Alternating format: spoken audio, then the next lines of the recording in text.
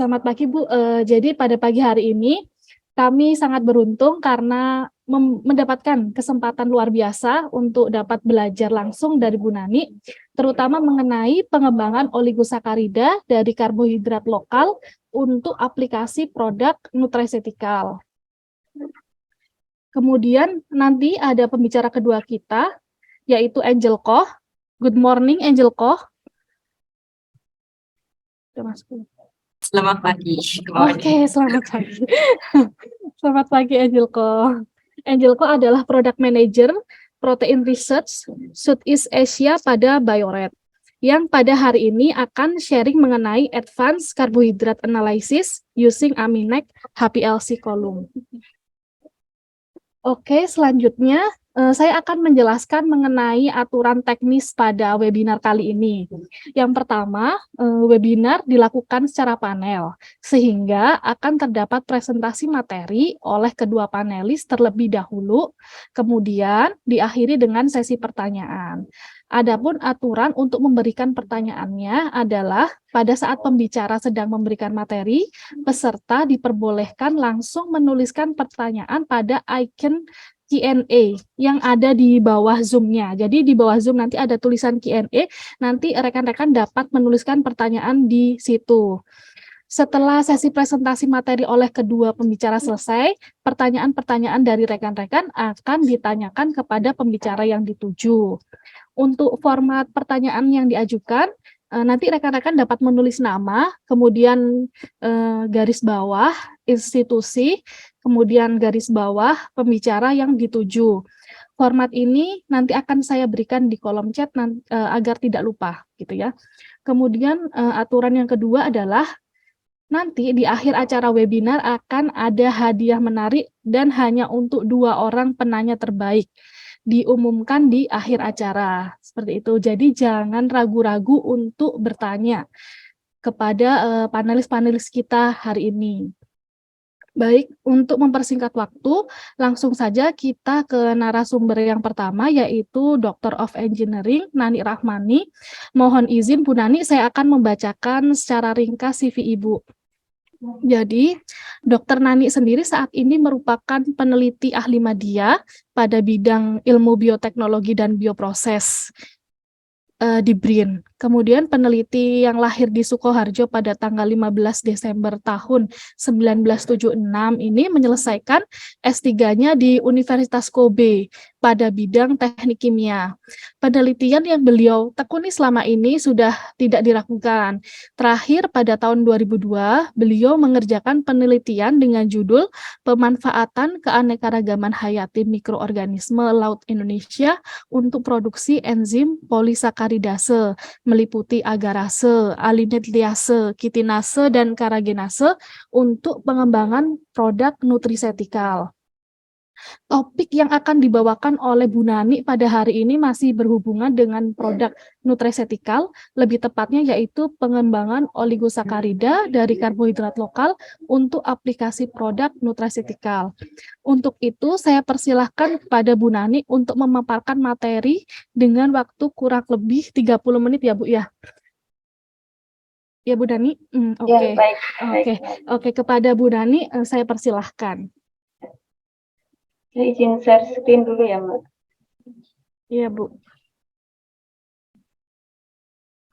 Sudah full belum ya, Mbak? Sudah ya? Sudah, Bu, sudah. Ya. Bismillahirrahmanirrahim. Assalamualaikum warahmatullahi wabarakatuh. Selamat pagi. Sebelumnya saya ucapkan terima kasih banyak kepada Signboard ya, Signboard Indonesia. Yang ini mungkin kolaborasi kedua kali ya saya mengisi webinar di kerjasama dengan Signboard Indonesia. Saya sangat senang bisa sharing berbagi di sini. Saya ucapkan juga selamat kepada Mbak Angel ya, Angel Koh, good morning, dan kepada Bapak Ibu peserta webinar. Pada kesempatan yang baik ini, saya akan mencoba memaparkan terkait pengembangan oligosakarida dari karbohidrat lokal untuk aplikasi produk nutraceutical. Mungkin agendanya, jadi nanti saya pengenalan dulu, kemudian sumber-sumber oligosakarida itu apa aja, kemudian aplikasinya untuk produk nutraceutical, kemudian metode produksinya, kemudian salah satu mungkin saya akan lebih detail bagaimana produksi oligosakarida itu dengan menggunakan reaksi enzimatis. Kemudian sedikit analisa produk oligosakarida yang nanti mungkin akan lebih detail lagi disampaikan oleh pembicara kedua ya. Kemudian riset kami di lab mungkin kurang lebih mungkin udah 15 tahun terakhir ya terkait pengembangan produksi oligosakarida dari biomasa lokal. Nah, jadi sebagaimana kita ketahui bahwa saat ini terjadi peningkatan ketertarikan hubungan antara diet dengan gaya hidup dengan kesehatan baik di Indonesia maupun di dunia. Jadi sudah banyak sekali bahwa pola hidup gaya hidup sehat itu dapat mengurangi beberapa penyakit yang high risk, contohnya kayak diabetes, obesitas dan lain-lain. Juga dengan pola hidup dan gaya hidup yang sehat kita akan mempertahankan kesehatan kita akan lebih prima. Jadi beberapa hal terkait lifestyle ini diet memegang peranan penting. Jadi di sini ada beberapa produk nutraceutical di mana berperan dalam untuk kita bisa hidup sehat. Salah satunya pengembangan prebiotik atau salah satu prebiotik yang akan kita diskusikan yaitu tentang oligosakarida. Kemudian ada yang lain karotenoid, polifenol, antioksidan. Nah, Indonesia sendiri kita merupakan negara tropis yang sangat berlimpah ya biomasa, karbohidrat sangat berlimpah dari produk pertanian, perkebunan gitu. Jadi karbohidrat sendiri dibagi menjadi 3 kelas yang istilahnya karbohidrat sederhana yang terdiri dari monosakarida. Ini satu gula ya, fruktosa, glukosa, galaktos, kemudian disakarida, ini ada sukros, ada maltos, ada laktos, kemudian gula alkohol, ini ada sorbitol, ada xilitol, manitol, dan kemudian ada karbohidrat kompleks. Nah, karbohidrat kompleks itu ada 2 kelas, yaitu oligosakarida dan polisakarida. Nah, karbohidrat kompleks yang polisakarida ini yang banyak berlimpah di Indonesia, itu ada pati, ada glikogen, ada selulose, ada kitin, lignin, beta-glukan, silan, nanan, pektin, agar, karaginan, alginan. Nah, ini sangat berlimpah di Indonesia baik di biomasa yang darat maupun di laut sana. Saya pada saat ini nanti fokus ke terkait oligosakarida ini. Ini strukturnya tadi ya, yang polimer karbohidrat yang saya sebutkan.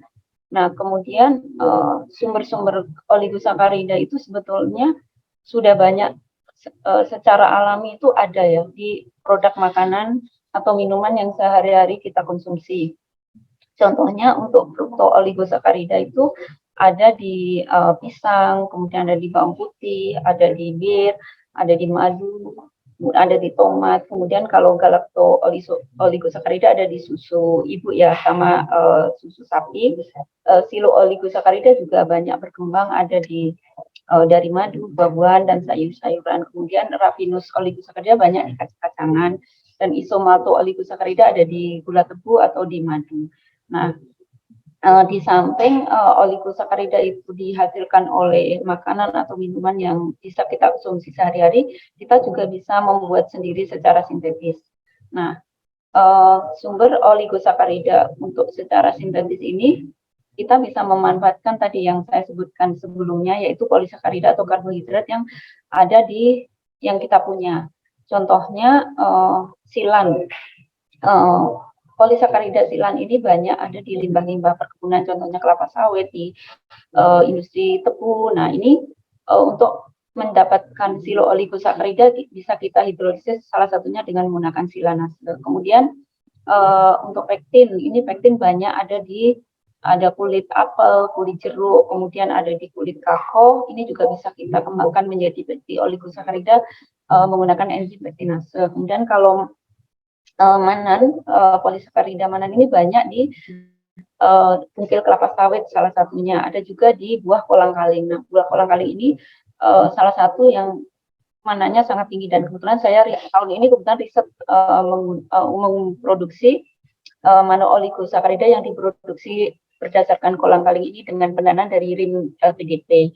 Nah, kemudian kalau maltooligosakarida ini dari start ini bisa diproduksi dari beberapa umbian di Indonesia sangat berlimpah ya, dari umbi kayu, kemudian kentang hitam, kemudian banyak sekali jenis-jenis umbi lokal kayak ganyong kayak gitu, banyak sekali yang bisa digunakan untuk memproduksi maltooligosakarida ini.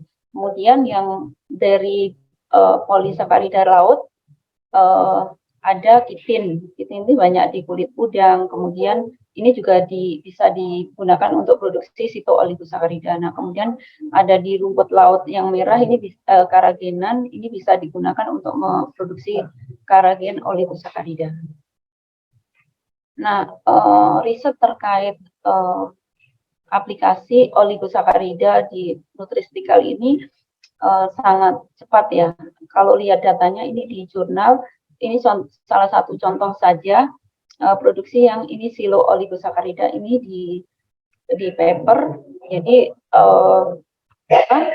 banyak beberapa biomasa yang mengandung silan yang digunakan untuk produksi silo oligosakarida, dan ini ada konvop, contohnya itu jagung ya, tongkol jagung kayak gitu, bagas tebu, biomasa yang lignoselulosa, sugarcane bagas kayak gitu. Nah, pendekatannya ini ada yang menggunakan pretreatment secara kimia atau hidrolisis. Nah, ini paper-paper banyak sekali, mungkin selama 10 atau 15 tahun terakhir ini. Nah, untuk tadi ya manfaat kesehatan atau sebagai nutrisetikal ini satu kan manfaatnya bisa untuk ke arah kesehatan, di mana oligosakarida ini berperan sebagai prebiotik. Dia bisa sebagai salah satu bisa untuk mengurangi bakteri patogen, mencegah kanker kolon, kemudian juga sebagai antiinflamasi, anti alergi, untuk mencegah alergi, imunomodulasi kayak gitu. Ini contoh salah satu contoh oligosakarida di antara sos ya, silo oligosakarida. Nah, ini sudah ada paper yang riset yang menyatakan bahwa ini bisa digunakan sebagai probiotik yang sangat bermanfaat untuk kesehatan. Dia bisa mempunyai efek untuk di segi manusia itu sebagai imun modulasi, anti tumor, antioksidan, dan juga sebagai anti mikroba. Kemudian untuk sos juga ternyata juga bisa bernutrisetika untuk di hewan ternak. Ini riset yang banyak paper-paper publish itu ada di aplikasi di chicken sama di babi. Nah, ini sebagai imun modulasi, kemudian antioksidan, anti mikroba, anti tumor. Kemudian juga memacu pertumbuhan dari pertumbuhan tubuh, produksi telur atau produksi daging dari contohnya ayam. Kemudian juga meningkatkan digestibility daya cerna dari makanan baik untuk babi maupun ayam. Kemudian ini jadi tadi ini secara garis besar sos itu bisa untuk di usus dia akan memperbaiki bakteri baik ya, flora mikrobaik di dalam tubuh. Kemudian kalau di jaringan adiposa dia kayak kasus untuk mencegah obesitas kayak gitu. Kemudian kalau untuk liver juga mencegah kanker liver, kalau brain untuk meningkatkan leptin. Nah, jadi selanjutnya bagaimana untuk produksi oligosakarida tadi ya secara sintetis. Jadi kalau yang berkembang metode secara umum itu ada 3, ada pendekatan fisika, ada kimia, maupun dengan enzimatis.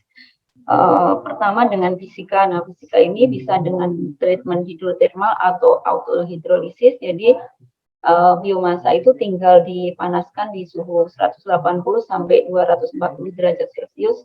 Nanti akan terpecah bagian hemiselulosnya itu silan, manan, ataupun yang lainnya stat itu, dan akan terdegradasi, akan terbentuklah silo oligosakarida. Kemudian secara chemical ada menggunakan dengan asam, contohnya sulfuric acid. Itu jika jadi biomasa tinggal yang mengandung tadi ya polisakarida baik mannan, silan dan lain-lain itu tinggal dikasih treatment dengan asam, kemudian kita dapatkan produk oligosakarida. Yang terakhir dengan pendekatan biologi yang mungkin ini secara lingkungan lebih aman, tidak membutuhkan suhu yang tinggi, energi listrik yang besar, dan juga bahan-bahan kimia, tidak membutuhkan bahan kimia. Nah, ini dengan menggunakan pendekatan enzim dari beberapa mikroba. Jadi ini contohnya, kalau dengan hidrotermal nanti hemiselulus yang mengandung contohnya silan atau bisa mannan dan lain-lain itu tadi ya mendapatkan silo-oligosakarida, kemudian nanti bisa dipurifikasi. Kemudian yang dengan chemical atau yang dengan enzimatis. Ini contoh yang hidrothermal pretreatment. Jadi ini beberapa metode pengembangan, ada steam explosion, liquid hot water atau microwave acid hidrothermal pretreatment. Ini di BRIN tersedia ya alat microwave ini, di iLab ada alatnya. Jadi kalau misalnya mau produksi pakai ini bisa ada tersedia. Nah, kemudian ini beberapa paper yang terkait tadi ya produksi beberapa oligosakarida, baik itu menggunakan fisika, kimia maupun enzimatis. Nah, kemudian saya selanjutnya akan fokus ke produksi oligosakarida menggunakan enzim. Jadi kita kenal ada namanya enzim hidrokarbohidrase. Jadi enzim karbohidrase ini merupakan enzim-enzim yang dia mendegradasi karbohidrat. Ini banyak banget jenisnya. Nah, secara garis besar yang bisa dimanfaatkan untuk produksi oligosakarida itu ada amilase, ada pektinase, ada silanase, ada selulase, ada ini manosidase atau mannanase. Kemudian yang untuk ini yang dari polimer darat, ini yang laut, ada agarase, ada kitinase, ada alginatiase, ada karagenase. Nah, enzim-enzim ini bisa kita pilih berdasarkan tujuan jenis oligosakarida atau substrat tadi, polimer polisakarida yang akan kita pilih gitu. Kita mau produksi apa? Nah, kita bisa milih pakai enzim apa.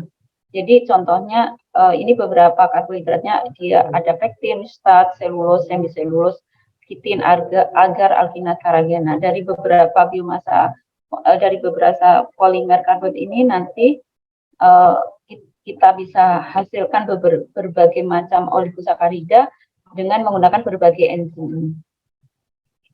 Nah, ini contoh, jadi oligosakarida itu banyak banget, lebih dari 12 jenisnya ya, tergantung jenis enzimnya.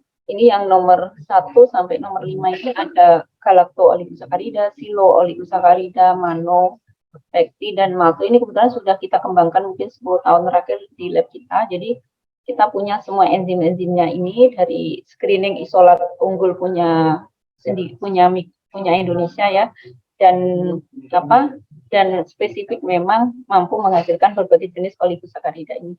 Kemudian tahun ini di tim kami ada Mbak Eka, Mbak Rike yang ngembangin enzim-enzim laut, agarase, alginatase, karagenase, kitinase yang mengembangkan oligosakarida dari biomasa polimer polisakarida yang dari laut. Contohnya menggunakan agar, alginat, rumput laut merah atau karagenan atau kitin.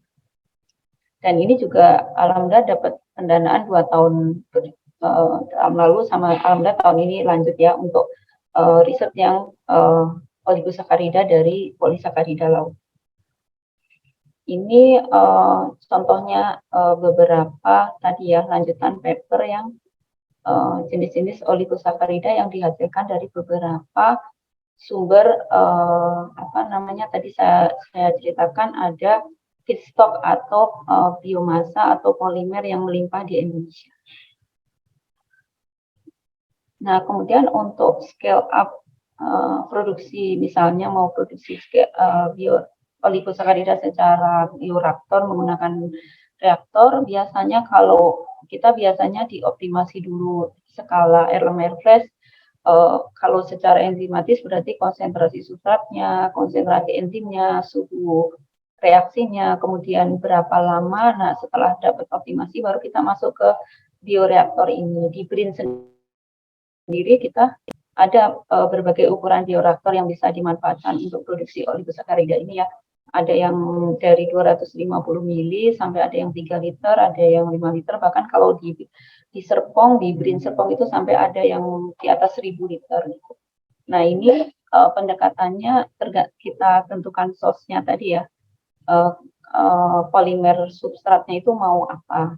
Mau dari agroresidu atau dari misalnya dari pertanian atau dari perkebunan. Dari di situ kita mendapatkan biomasanya. Kemudian biasanya kita pilih metodenya tadi mau secara kimia, enzimatis atau fisika. Kemudian nanti setelah proses hidrolisis kita proses purifikasi oligosakaridanya. Kemudian setelah mendapatkan oligosakarida ini biasanya kan dalam bentuk cair. Nah, ini bisa kita buat bubuk. Di BRIN sendiri tersedia alat namanya spray dry. Jadi kita bisa memanfaatkan alat itu untuk membuat oligosakarida dalam bentuk bubuk. Nah, baru dalam bentuk bubuk itu nanti akan diuji baik secara in vitro atau in vivo menggunakan bakteri asam laktat atau mencit ya untuk menguji kemampuan tadi oligosakarida kita yang berfungsi sebagai prebiotik. Dia mampu tadi misalnya untuk uji kepadatan tulang, osteoporosis, uji ke tadi ya ke kanker kolon atau ke uji ke prebiotik dan lain-lain itu bisa kita ujikan secara in vivo dan in vitro. Kebetulan tahun ini kami sedang proses menguji monooligosakarida yang dari kolang-kaling dengan uji in vivo in vitro ini dan masih dalam proses.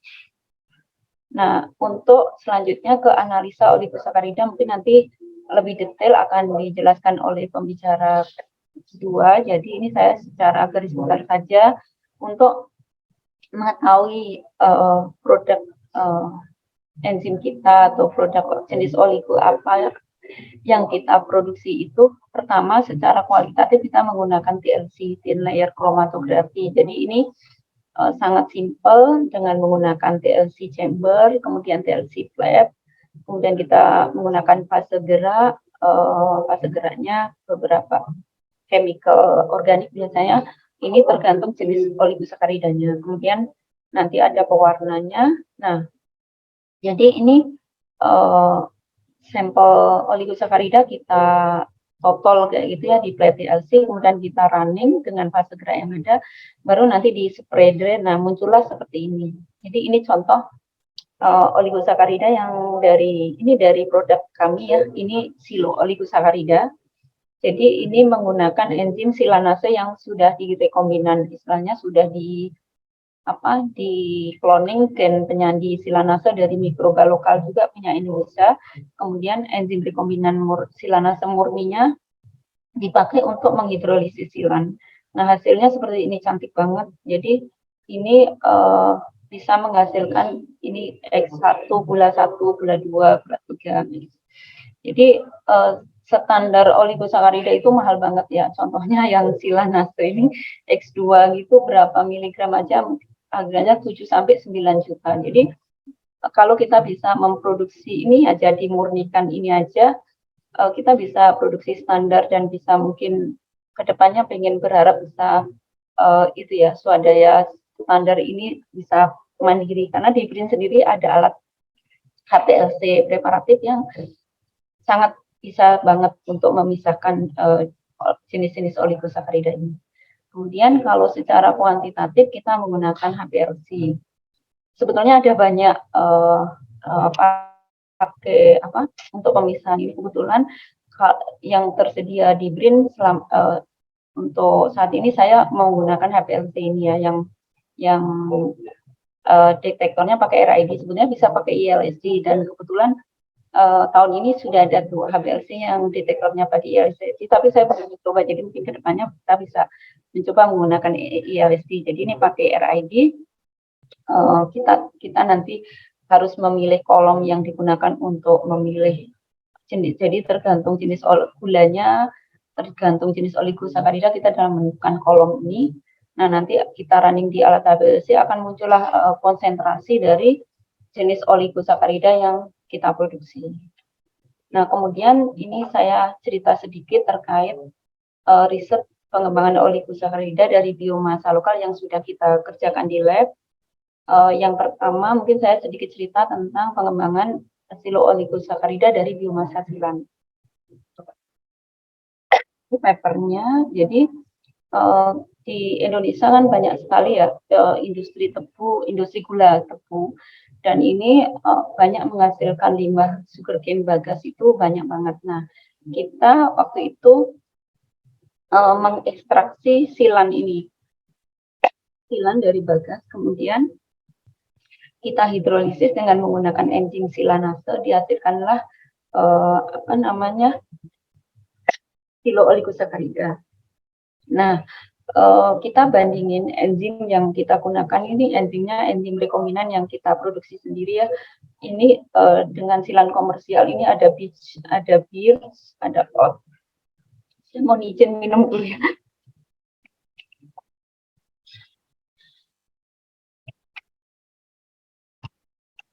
Jadi silan ini sekarang sudah discontinue. Jadi saya sudah berapa ya 3-4 tahun ini dari Sigma silan komersial ini sudah nggak ada. Jadi kemarin terakhir beli dari High Media. Jadi ini juga potensi banget. Indonesia punya beberapa sangat melimpah biomasa silan, juga bisa diekstrak silan ini untuk bisa dimanfaatkan untuk baik untuk riset maupun untuk industri. Nah, kemudian dari isolat bakteri lokal punya kita di cloning gen penyandi silanase GS Family 10 sama 11. Nah, dari sini kita gunakan untuk menghidrolisis tadi ya silan yang sudah kita ekstrak dari bagas, kemudian kita bandinglah dengan yang dari komersial. Nah, ini contohnya ya, kalau ini harga silan komersial itu 4 gram itu 18 dulu di 18.000 yen. Ini rupiahnya berapa ya? Jadi harganya lumayan mahal. Jadi kita bisa apa? Jadi sebetulnya bisa juga produksi tadi ya polimer karbohidratnya juga bisa kita produksi produk olahan turunan dari polimer karbohidratnya.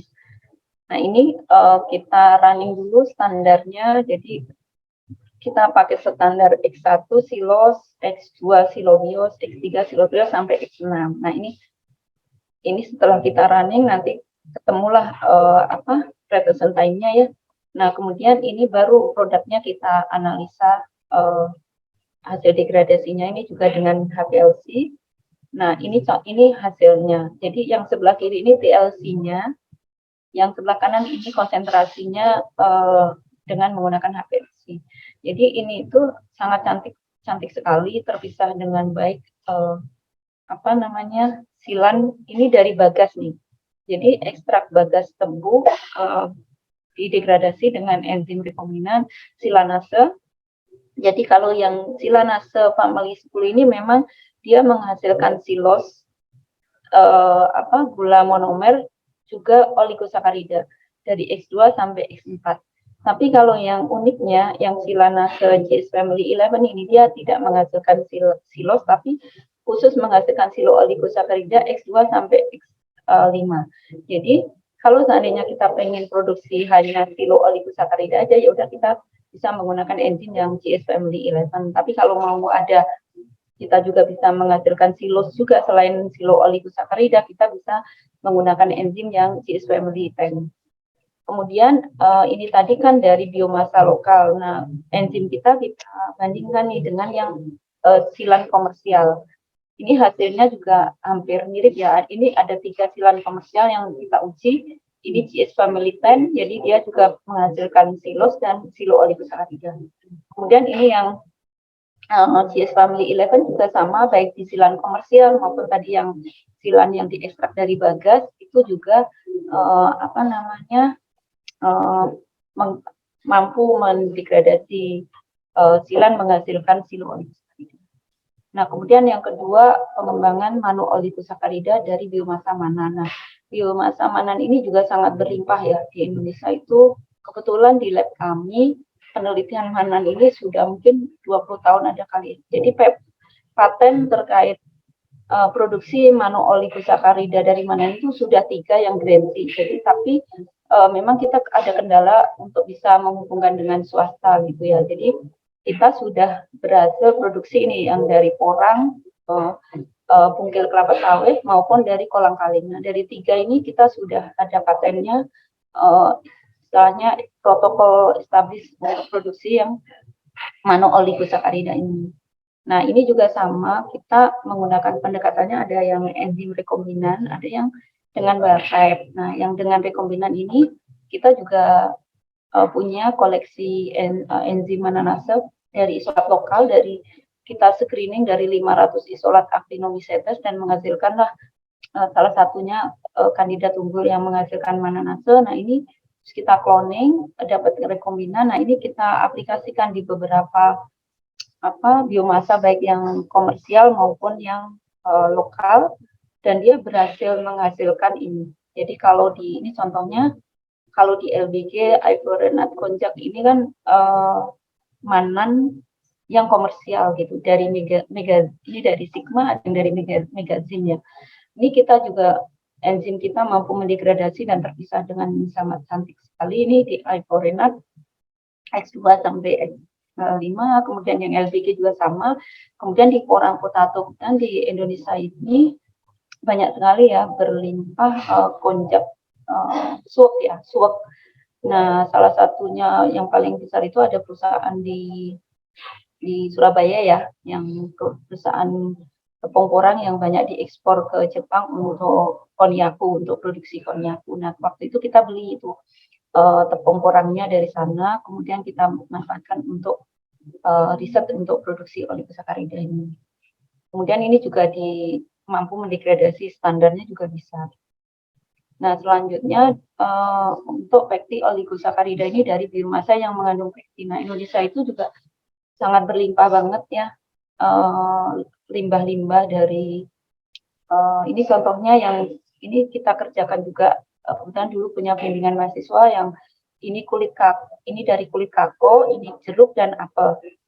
Jadi yang kulit apel ini kebetulan di Malang kan, saya kebetulan punya bimbingan mahasiswa dari Brawijaya waktu itu, jadi mendapatkan kulit apel ini sangat gampang, saya bisa dikirim dari sana. Jadi memang di sana ada industri apel kan, industri keripik apel yang itu kulitnya hanya dibuang aja. Nah, itu kita manfaatkan, setelah ini kita jadi powder seperti ini. Jadi ini yang kulit jeruk, ini yang kulit apel, ini yang kulit kakao. Kalau kulit kakao juga kita kerjasama dengan Detan. Waktu itu ya sebelum gabung dengan BRIN yang di Bali Pri yang di Sukabumi, jadi kita mendapatkan banyak banget kulit kakao dari sana dan kita keringkan, kita ini jadilah powder ini yang ini bahan baku polimer pektin yang bisa dimanfaatkan untuk produksi pektin oligosakarida. Nah, ini kita juga sama, kita sudah punya isolat unggul penghasil pektinase, dari ini juga screening ya, dari 500 ini isolat actinomycetes, dan ini memang unggul, aktivitasnya tinggi dan mampu mendegradasi. Ini contohnya pektin oligosakarida. Jadi kalau pektin oligosakarida itu standarnya hanya 3, ada ini galacturonid, digalacturonid dan trigalacturonid. Ini alhamdulillah ini di jeruk sama di apel, ini enzim kita mampu mendegradasi dan menghasilkan beberapa produk pektin oligosakarida. Kemudian yang terakhir ini yang pengembangan tadi ya, oligosakarida dari polisakarida laut. Jadi ini kebetulan di lab udah 2 tahun ini sedang mengerjakan, tapi memang kemarin itu untuk standar ini sitooligo, agaro, carragino, alginat ini kan mahal banget. Kalau misalnya satu oligo aja ada 6 standar, bisa dibayangkan dengan 4 oligo itu standarnya banyak banget. Jadi kemarin dari dana tahun lalu itu kita bisa hanya beli beberapa, dan itu pun datangnya agak terlambat ya, Desember. Jadi kita ini belum, baru tahun ini mau menganalisa jenis oligosacaridanya ini karena menunggu standarnya baru datang. Jadi Tapi alhamdulillah enzimnya kita sudah ready, jadi kita sudah ada kandidat-kandidat unggul dari Actinomycetes laut yang kita dari ini khusus yang unik ya, dari sedimen dan sponge, di mana ini kita itu mendapatkan beberapa kandidat mikroba yang dia mampu optimum di pH 5 sampai 10 dan mampu menghasilkan 4 enzim ini, dan sekarang baru dalam tahap proses optimasi untuk dilanjutkan nanti untuk produksi keempat jenis oligosakarida ini. Nah, ini contohnya kalau sama dengan yang tadi ya, dengan yang kayak oligosakarida yang dari biomasa polisakarida darat. Jadi dari beberapa riset juga menunjukkan bahwa oligosakarida ini contohnya juga memang mempunyai manfaat sebagai nutrisitika, baik itu sebagai farmasi, medicine, kosmetik, pangan fungsional kayak gitu ya. Jadi dia sebagai anti tumor, antiviral, antioksidan, anti koagulan, dan anti inflamasi. Kemudian yang dari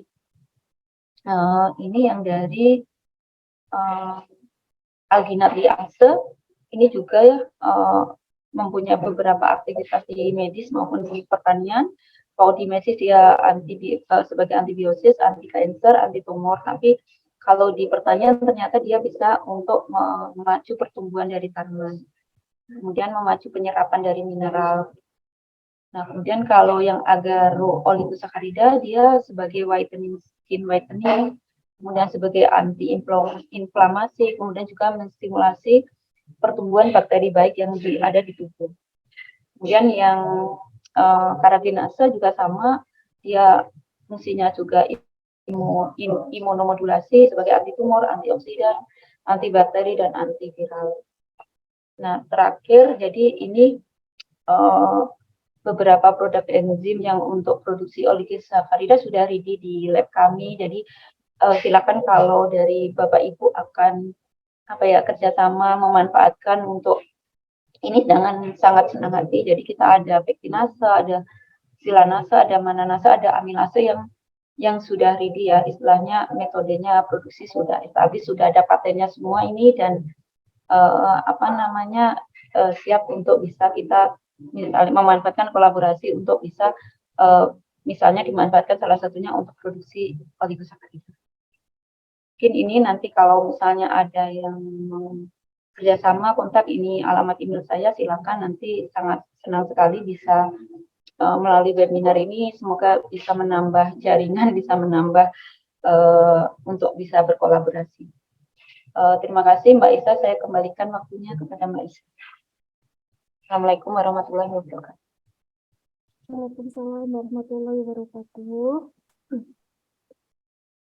Baik, terima kasih banyak Bu Nani atas ilmu yang telah Ibu berikan kepada kami.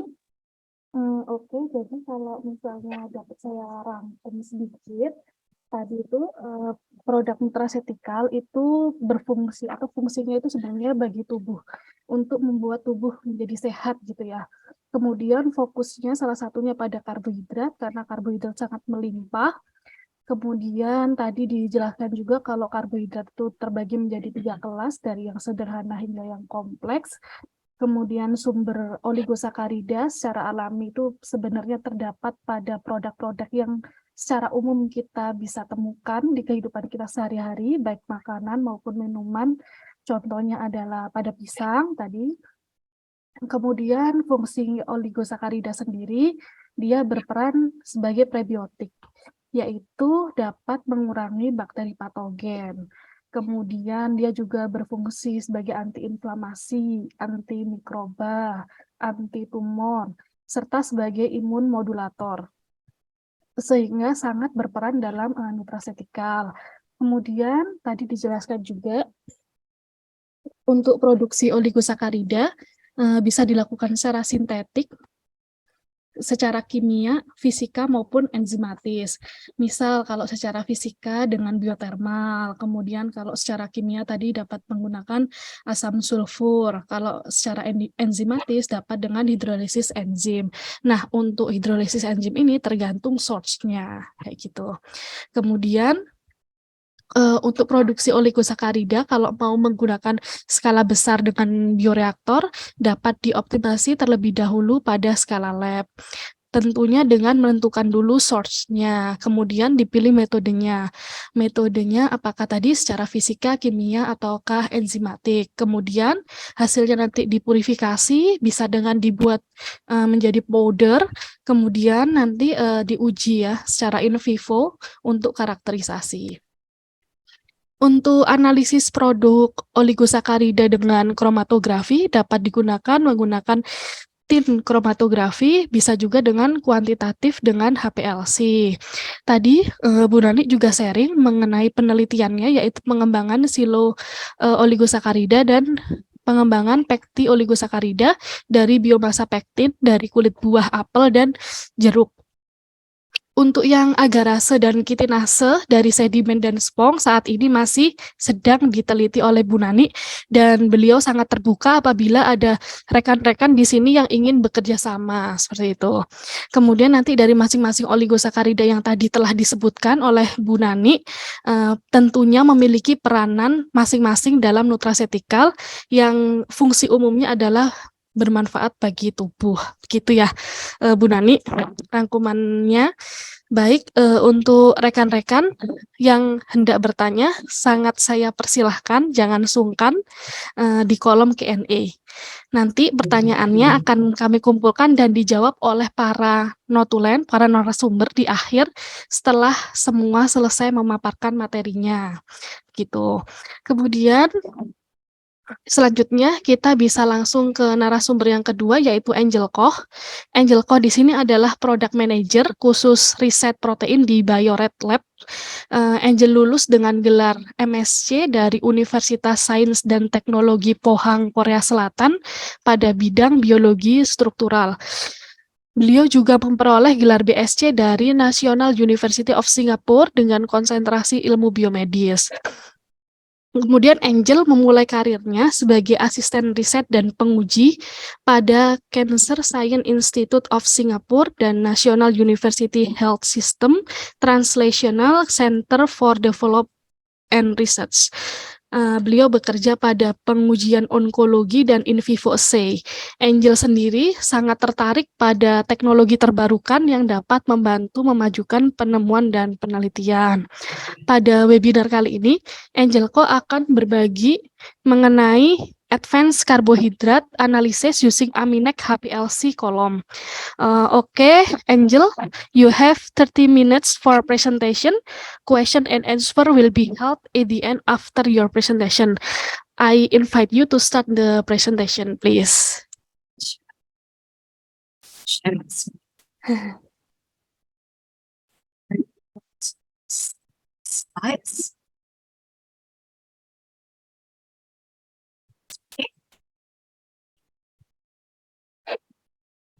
What is my slides now? Angel, I think your signal is not good because we cannot hear you. Are you able to hear me?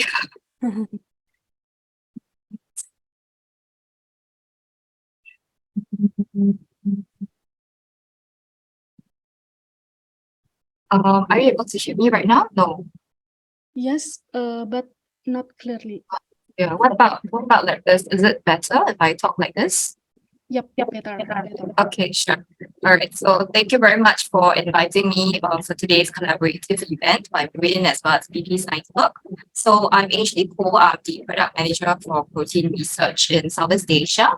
And today I'll be sharing with you the Aminec columns for the purification of your carbohydrates, organic acids, and alcohols. Okay. So these are the things that I'll be sharing today. So the introduction to the columns, and then after that, some of the applications by the different Aminec columns that we have. A little bit on the associated accessories, as well as the typical running conditions and some typical chromatograms that you will see. And a little bit to share a bit more about optimization and, for example, which column to choose best suited for your needs. Okay, so the introduction. So Aminec columns was actually first introduced in 1970s, and later on it became the standard in different industries.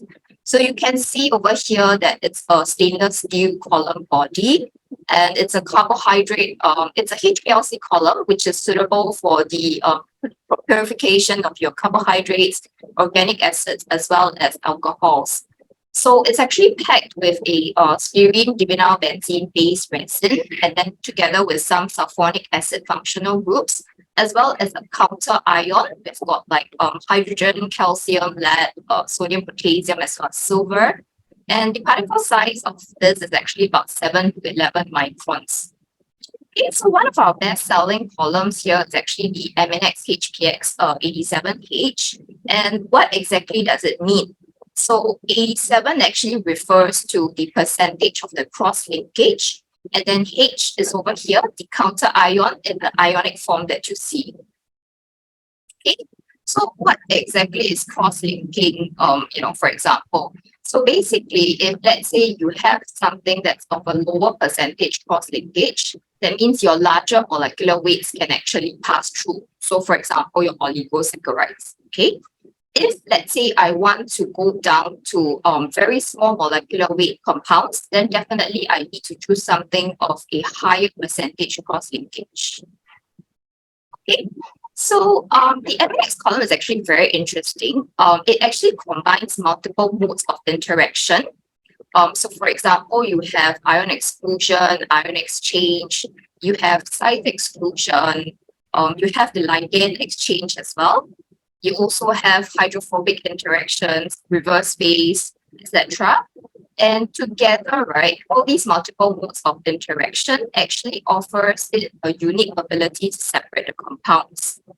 Okay, so your resins are already converted to, let's say, that specific ionic form before it is packed, and it's actually maintained in that ionic form for the rest of the column life.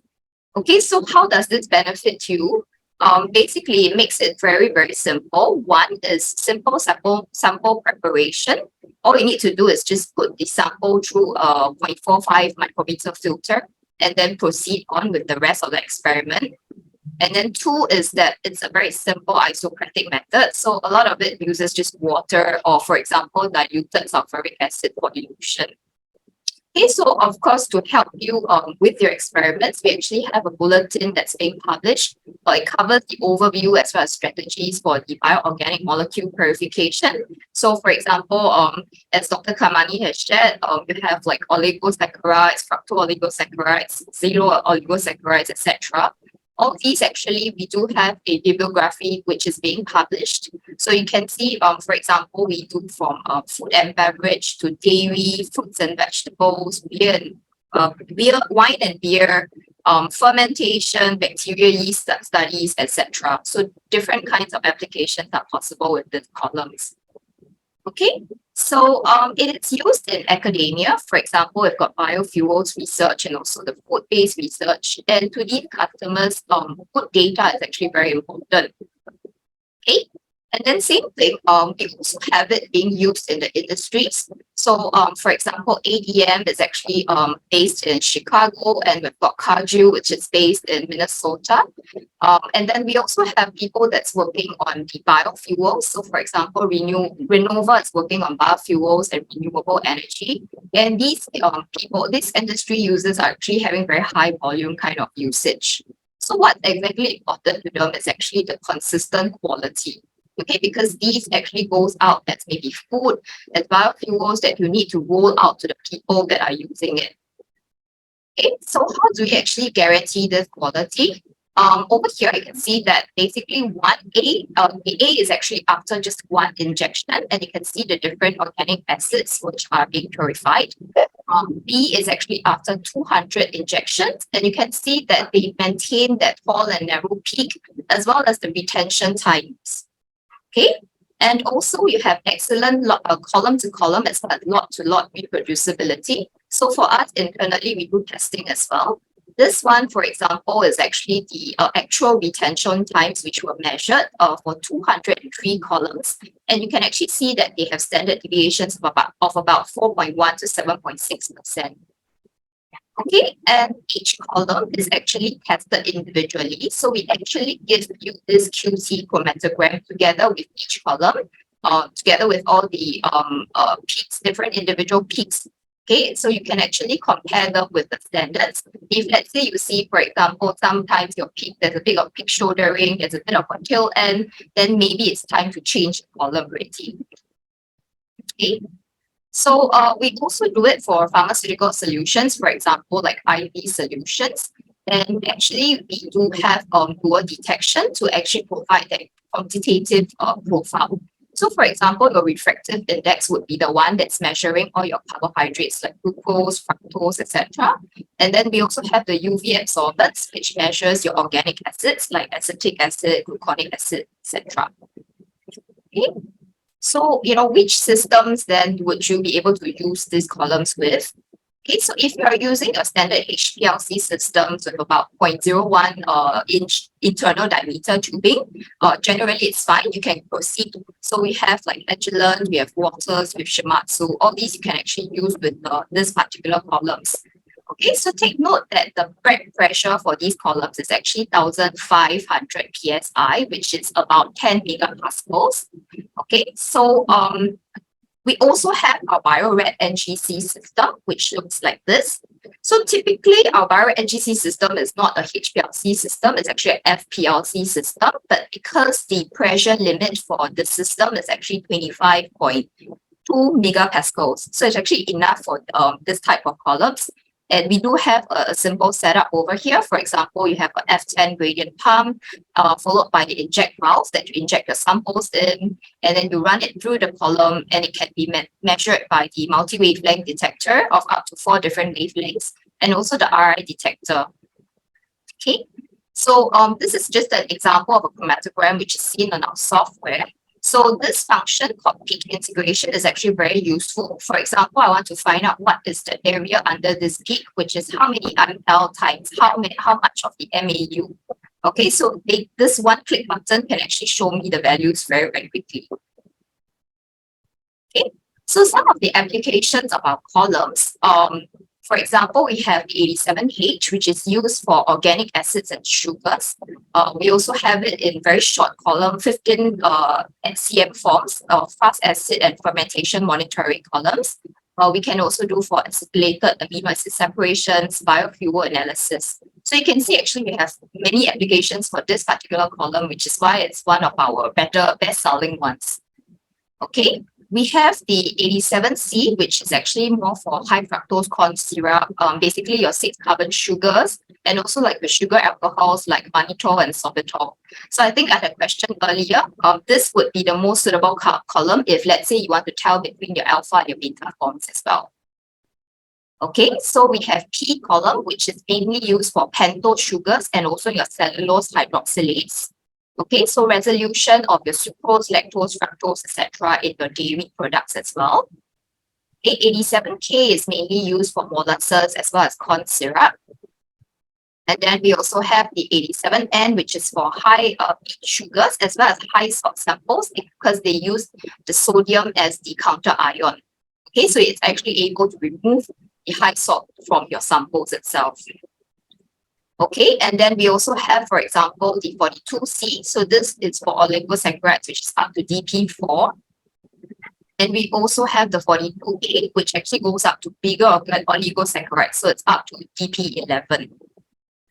Okay, so some of the accessories that actually come with this column, for example, if you're using the Eminex HPX 87P or 42A columns, and you have samples with ions. Okay, so it's recommended to actually use your de-ashing cation and anion cartridges, as well as the gut holder.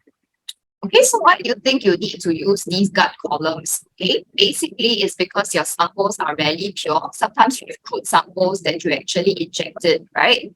So the guts will be able to actually remove off the ions that correct the counter ion on the H and the C columns. For the ions that complex with your lead and precipitate, okay, this is what it's able to remove. And of course, we want to remove any hydrophobic and other molecules that may clog the columns. Okay, because your columns, contaminants actually reduce your column life and actually lead to poor resolution or increased back pressure. And if you actually have some kind of chemistry changes, it can also shift your retention times.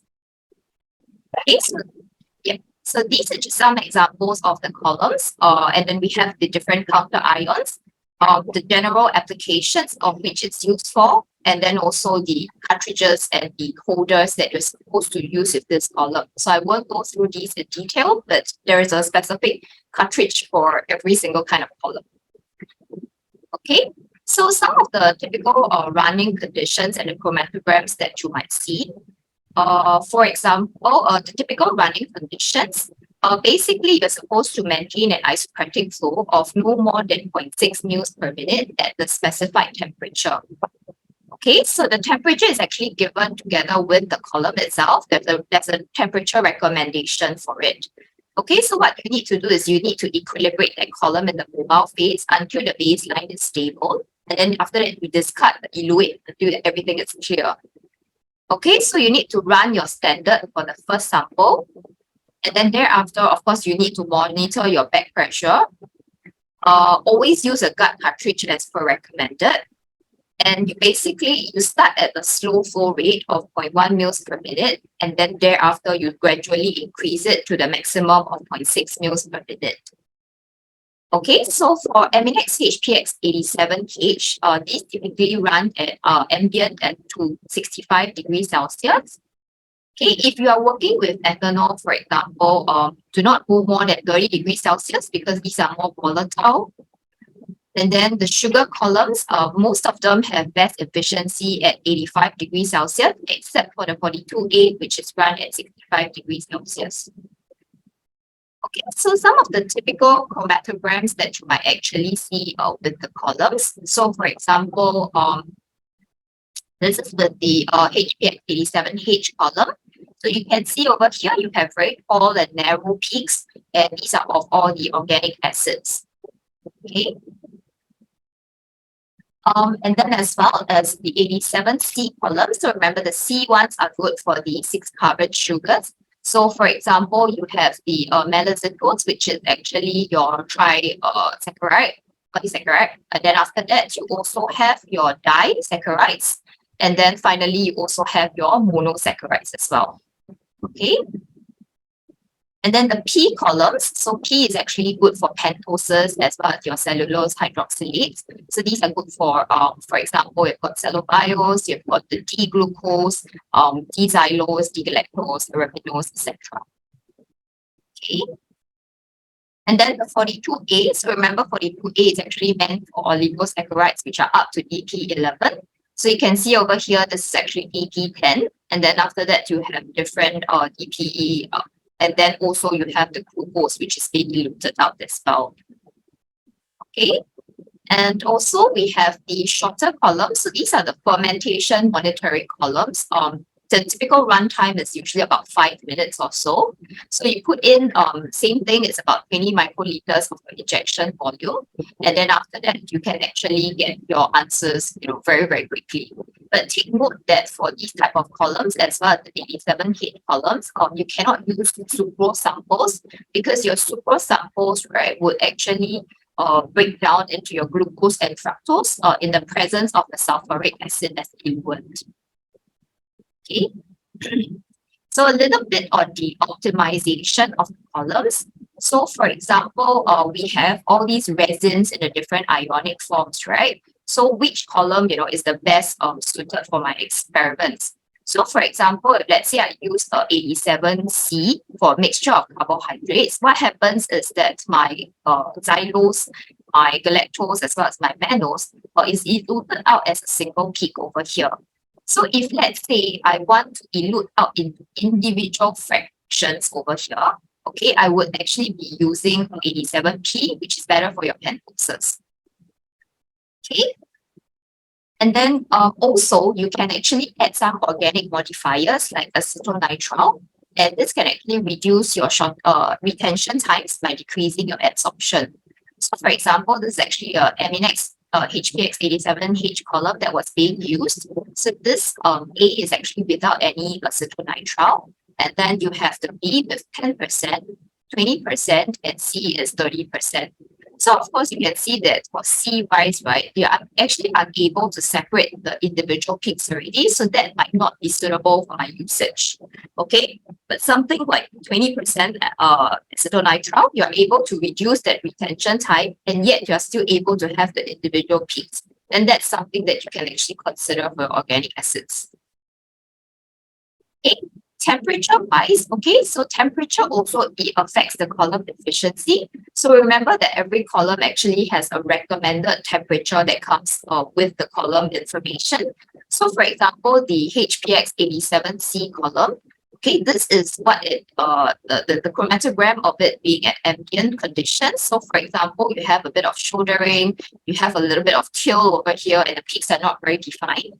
But if let's say I increase it to the recommended 85 degrees Celsius, you can actually see all my individual peaks of purity. Okay, so of course, all changes, you have to make it incrementally to actually prevent any cross-linking.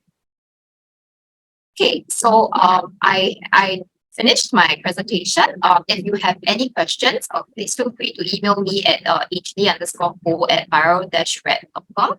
And this actually, the QR code is actually just going to our Aminex pages. So if let's say you want to read more in detail of what are the offerings that we do have, you can also head over there as well.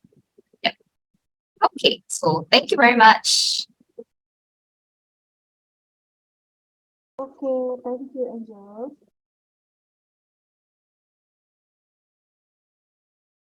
Okay.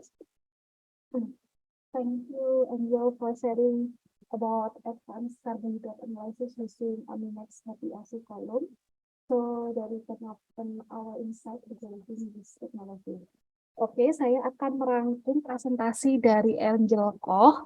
Jadi yang dapat saya rangkum adalah tadi Angel Koh sempat memulai dengan pengenalan mengenai kolom Aminex, kemudian nanti ada beberapa mekanisme pemisahan apabila menggunakan kolom Aminex, yaitu pemisahan dengan menggunakan ion exclusion, size exclusion, ligand exchange, dan interaksi hidrofobik.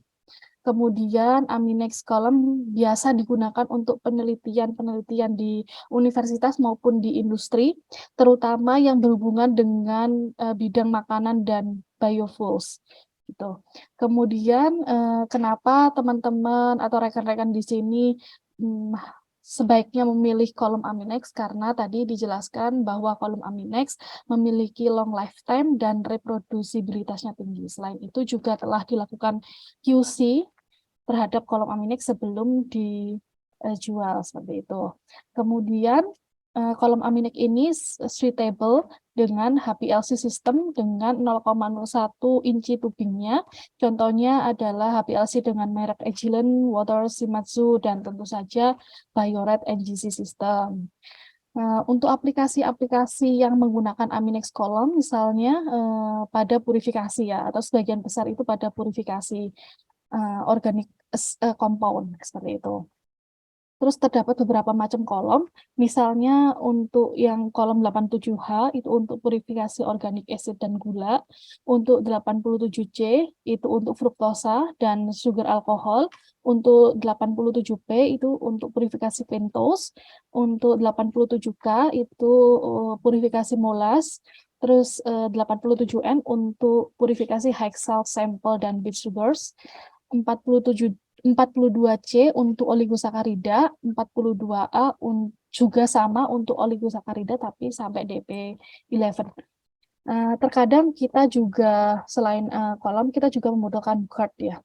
GARD column untuk sampel-sampel yang rare purity-nya itu rarely gitu. Untuk yang rendah seperti itu. Nah, GARD ini berfungsi tadi untuk menghilangkan ion-ion yang tidak kita inginkan. Kemudian apabila teman-teman melakukan running menggunakan Aminex column, yang perlu diperhatikan adalah kondisi aliran isokratiknya. Jadi kita runningnya menyesuaikan itu. Tadi Angel juga menjelaskan tentang beberapa contoh hasil apabila running menggunakan beberapa jenis kolom. Kemudian untuk optimasi kolom atau untuk menentukan kolom mana yang akan kita pilih, tentunya kita harus mengetahui resinnya. Nanti apabila resinnya sudah kita ketahui, kita dapat memilih kolom mana yang sesuai dengan sampel kita. Selain itu, kita juga dapat memilih solvennya. Misalnya dengan tadi mengubah presentasi kandungan organik seperti itu. Oke, baik. Karena sebenarnya Angel masih ada ya, tadi masih ada sisa waktu 10 menit. Tidak apa-apa, bukan masalah. Ini sudah ada banyak pertanyaan yang masuk di kolom Q&A. Nanti saya akan langsung saja membacakan pertanyaannya. Ini nanti 3 pertanyaan untuk Bu Nani, kemudian 3 pertanyaan untuk Angel. Setelah itu nanti akan kalau masih ada sisa waktu, kita akan kembali lagi ke Bu Nani, kemudian ke Angel lagi. Seperti itu ya. Oke. Jadi pertanyaannya untuk Bu Nani dulu nih. Untuk Bu Nani dulu. Pertanyaan pertama, Bu, dari Pak Yudi Ahdian, PT SIB Tasikmalaya. Pertanyaannya adalah, apakah ada metode enzimatik yang mengubah ikatan glikosidik mungkin ya, 14 alfa 6 alfa menjadi ikatan 12, 13, 11 dan seterusnya sebagaimana umumnya menggunakan proses pirolisis. Mungkin bisa dijawab dulu Bu Nani. Oh ya, baik. Makasih Mbak Isa untuk pertanyaannya. Yang pertama, terkait itu ya, biasanya kalau kita menggunakan alfa amilase itu memang memecahnya satu ikatan di 14 ini. Kalau pirolisis itu kan beda ya, dia menggunakan suhu di atas 500 derajat Celcius dan biasanya digunakan untuk mendegradasi biomasa yang menghasilkan kayak bio oil kayak gitu.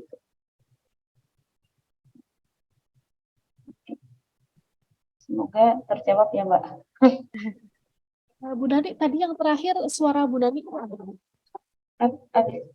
mungkin yang terakhir bisa diulang lagi Bu. Ya, jadi kalau yang alfa amilase gitu biasanya kan memang memecah ikatan glukosidik 14 ini. Tapi kalau yang pirolisis ini setahu saya dia menggunakan hidrotermal dan suhunya itu di atas 500 derajat Celcius ya. Dan biasanya untuk kayak produksi bio oil, biokar gitu.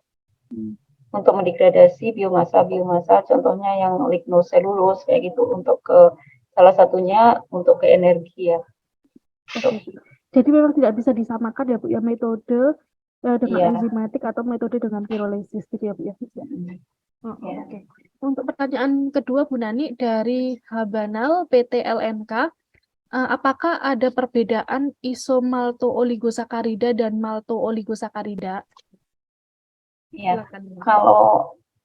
jadi kalau malto-oligosakarida kan reaksinya hidrolisis ya. Dia menggunakan alfa amilase, tapi kalau isomalto-oligosakarida itu reaksinya transglukosidase, dia menggunakan 2 enzim, dia menggunakan alfa glukosidase dan alfa amilase. Kemudian produknya itu juga kalau yang malto-oligosakarida itu kan ada maltos, ada maltotrios sampai dia maltopentausa sampai 7 ya. Tapi kalau yang isomalto oligosakarida ini produknya itu isomaltos, isomaltotrios sama panos. Nah, kebanyakan yang isomalto oligosakarida ini dia banyak dimanfaatkan salah satunya untuk kayak pemanis gitu, pemanis untuk high sugar kayak fruktos gitu. Kayak gitu. Itu Mbak bedanya. Oke, terima kasih Bu Nani. Untuk yang pertanyaan ketiga ini dari Jimas PT Koreos FKS Indonesia. Pertanyaannya adalah silo sebagai salah satu jenis oligosakarida untuk bahan baku xilitol telah banyak diproduksi dalam skala komersial atau pabrik. Namun di Indonesia yang kaya bahan baku silo seperti bagase, korncob, limbah sawit belum ada yang diproduksi dalam skala pabrik. Terkait dengan riset yang dilakukan oleh BRIN, apakah ada kolaborasi dengan industri terkait di Indonesia terkait pengembangan teknologi produk oligosakarida? Apabila ada, upaya apa saja yang dilakukan untuk memastikan riset yang dilakukan sesuai dengan kebutuhan manufaktur terkait untuk meningkatkan value add product? Bila ada hambatan terkait potensi aplikasi riset oligosakarida, apakah sudah diidentifikasi dan dibuat mitigasinya sehingga hasil riset sesuai kebutuhan industri? Silakan Bu Nani. Oh iya, baik Mbak, ini pertanyaannya sangat bagus ya, menarik sekali. Jadi memang Mbak, apa namanya, kayak silitol, itu kan banyak memang ya, tapi ya impor ya produk industrinya, dan di satu sisi memang Indonesia itu sangat berlimpah sekali, apa namanya tadi ya, biomasa baik itu dari bagas tepung, konkop di industri jagung juga itu bungkil jagung itu. Kebetulan saya juga pernah ya ekstrak silan dari konkop ini, kemudian di lab kami juga punya banyak biomasa silan ini yang sudah apa bungkil jagung yang sudah dibubukkan gitu.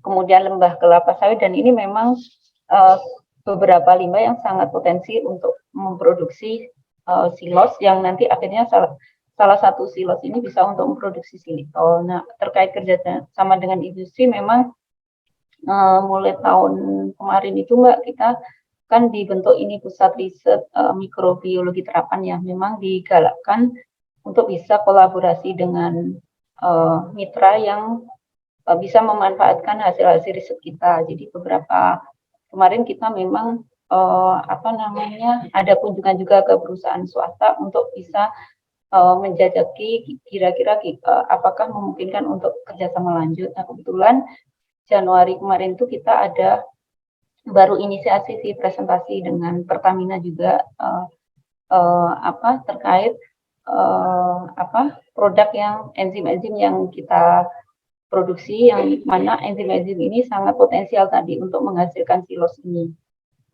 Semoga nanti ada apa, ada respon positif ya untuk selanjutnya. Jadi kita usahanya ya memang harus itu Mbak, menambah jaringan kayak gitu. Kemudian kalau dengan Pemda, kebetulan contohnya ini kebetulan di apa di Rio itu di Kabupaten apa ya, kok saya lupa namanya, di sana banyak industri sagu. Nah, industri sagu itu banyak potensi untuk menghasilkan gula cair, Mbak.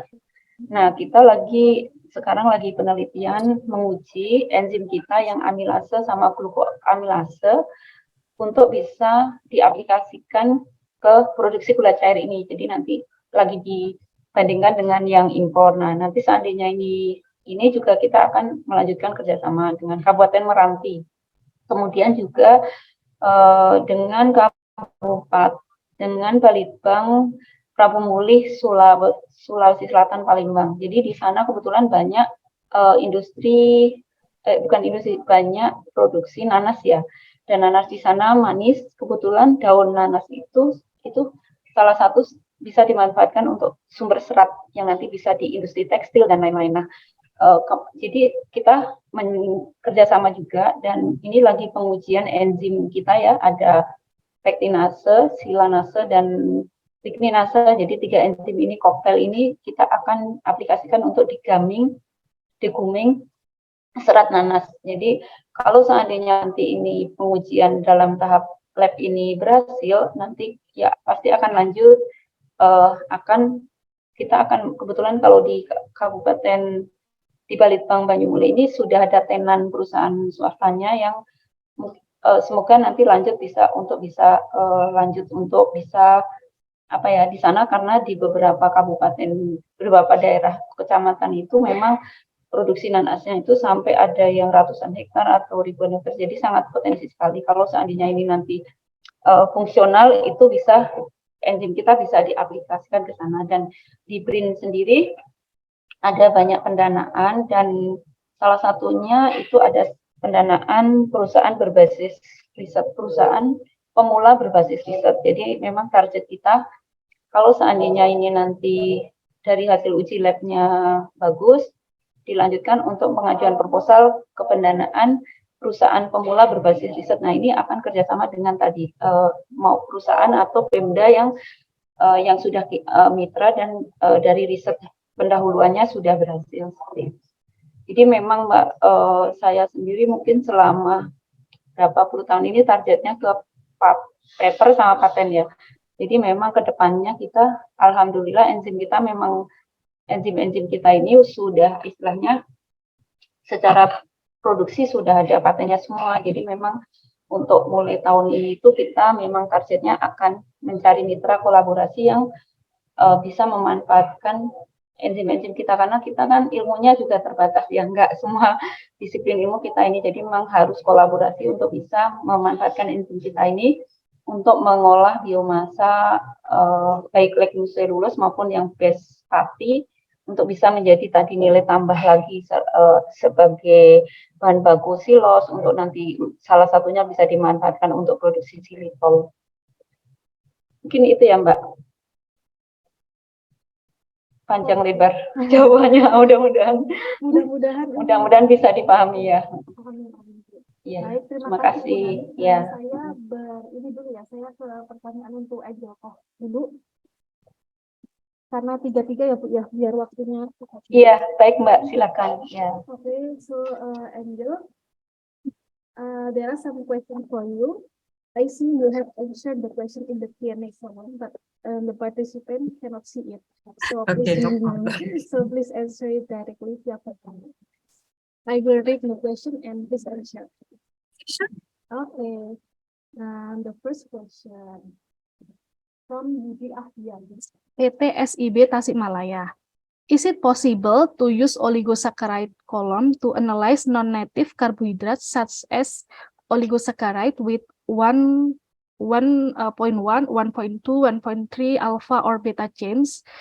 Please note, while common chain in oligosaccharides is only 1.4 or 1.6 alpha. Please answer it, Angel.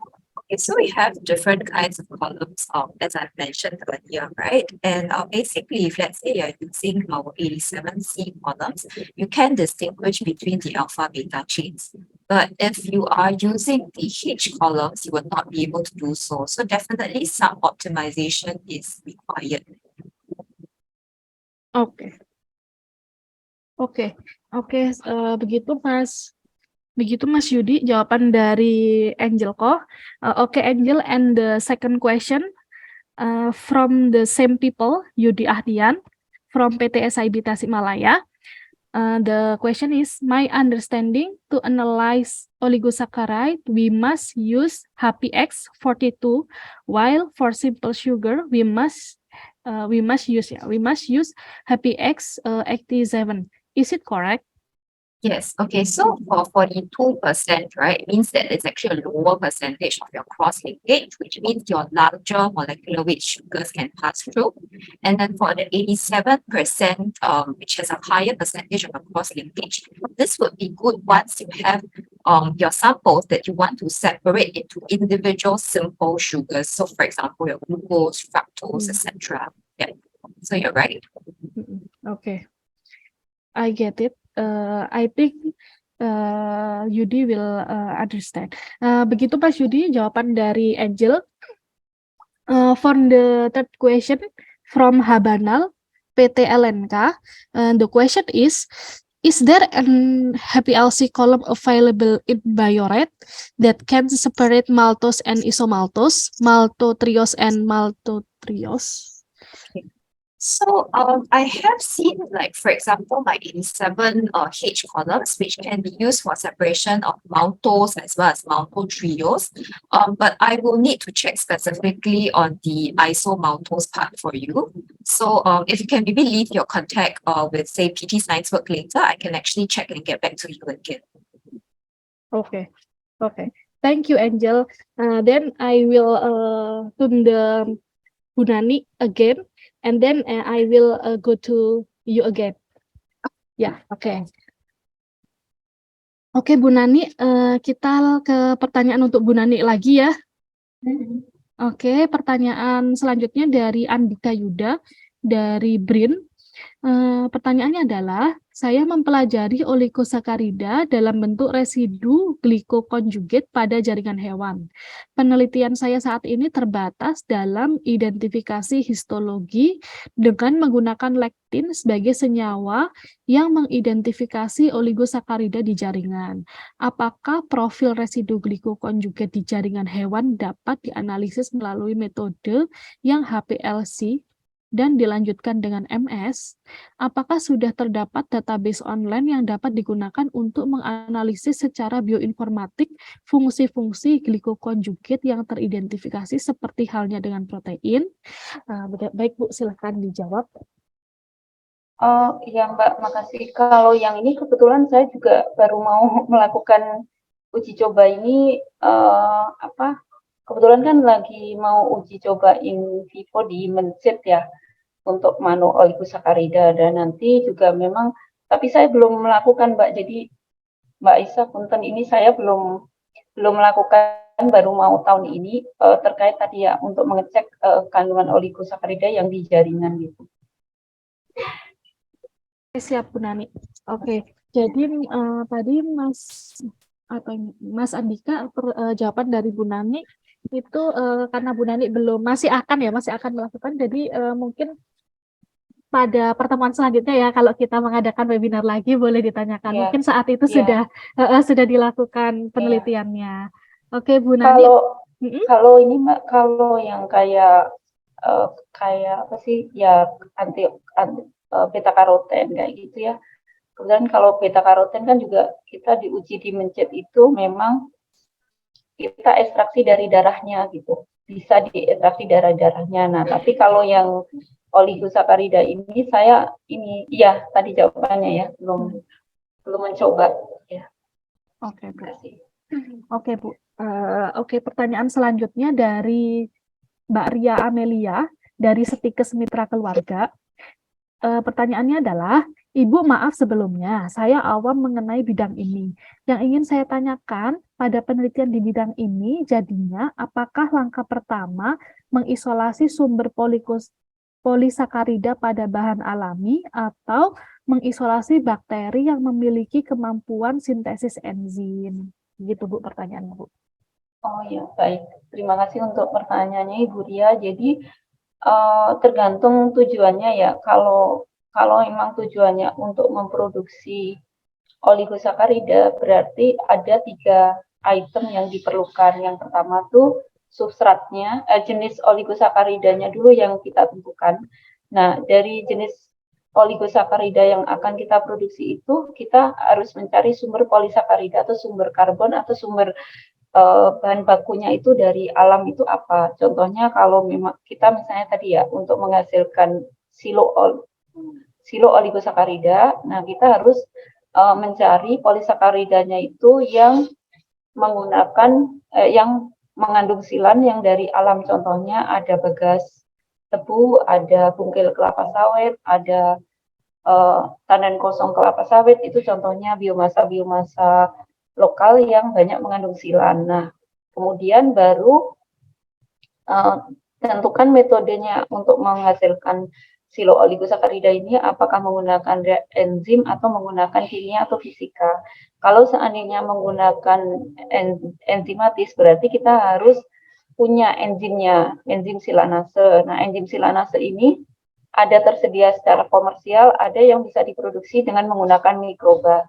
Jadi kalau misalnya kami kebetulan lab kami memang lab enzim pendegradasi karbohidrat. Jadi untuk enzim-enzim pendegradasi karbohidrat kita punya semua koleksinya. Jadi kalau misalnya ada mitra peneliti, dosen, mahasiswa atau swasta yang ingin kerjasama untuk memanfaatkan enzim-enzim ini, bisa digunakan untuk tadi ya mendegradasi polisakarida. Tapi kalau emang mau menggunakan komersial, bisa beli di perusahaan, banyak tersedia enzim yang digunakan untuk produksi oligosakarida ini. Jadi tidak harus kita mengisolasi bakteri yang menghasilkan enzim sendiri. Kita sekarang riset isolasi sama itu udah banyak banget ya di Indonesia, sudah di mana-mana banyak yang melakukan isolasi dan screening aja, tapi mentok di screening sampai uji aktivitas aja. Jadi sekarang sudah banyak di BRIN sendiri, yaitu kita punya koleksi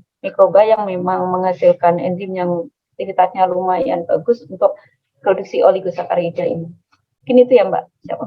Kasih. Oke, terima kasih Bu. Dan ini menurut saya jawabannya sangat menjawab pertanyaan dari Mbak Ria ya. Oke Bu, pertanyaan selanjutnya dari Mbak Alvina Musliha dari Deksa. Pertanyaannya adalah, terima kasih atas penjelasannya Bu, saya ada beberapa pertanyaan. Di sini ada 3 pertanyaan Bu. Jadi yang pertama adalah untuk produksi oligosakarida, apakah biasanya dilakukan inaktivasi enzim? Jika iya, biasanya metode apa yang dilakukan untuk mengecek enzim yang sudah inaktif? Yang kedua, biasanya ekstrak perlu dipekatkan sebelum drying. Biasanya cenderung konsistensinya pekat. Apakah ada masalah pada saat drying? Jika ada, biasanya apa yang dilakukan? Yang ketiga, apakah Ibu pernah melakukan TLC densitometer untuk uji semi kuantitatif oligosakarida? Terima kasih. Silakan Ya. Bu Nani. Ya, baik Mbak. Terima kasih pertanyaannya. Jadi yang pertama, memang Mbak, untuk produksi oligosakarida, nanti ini akan kita jelaskan besok di 2 hari workshop besok ya.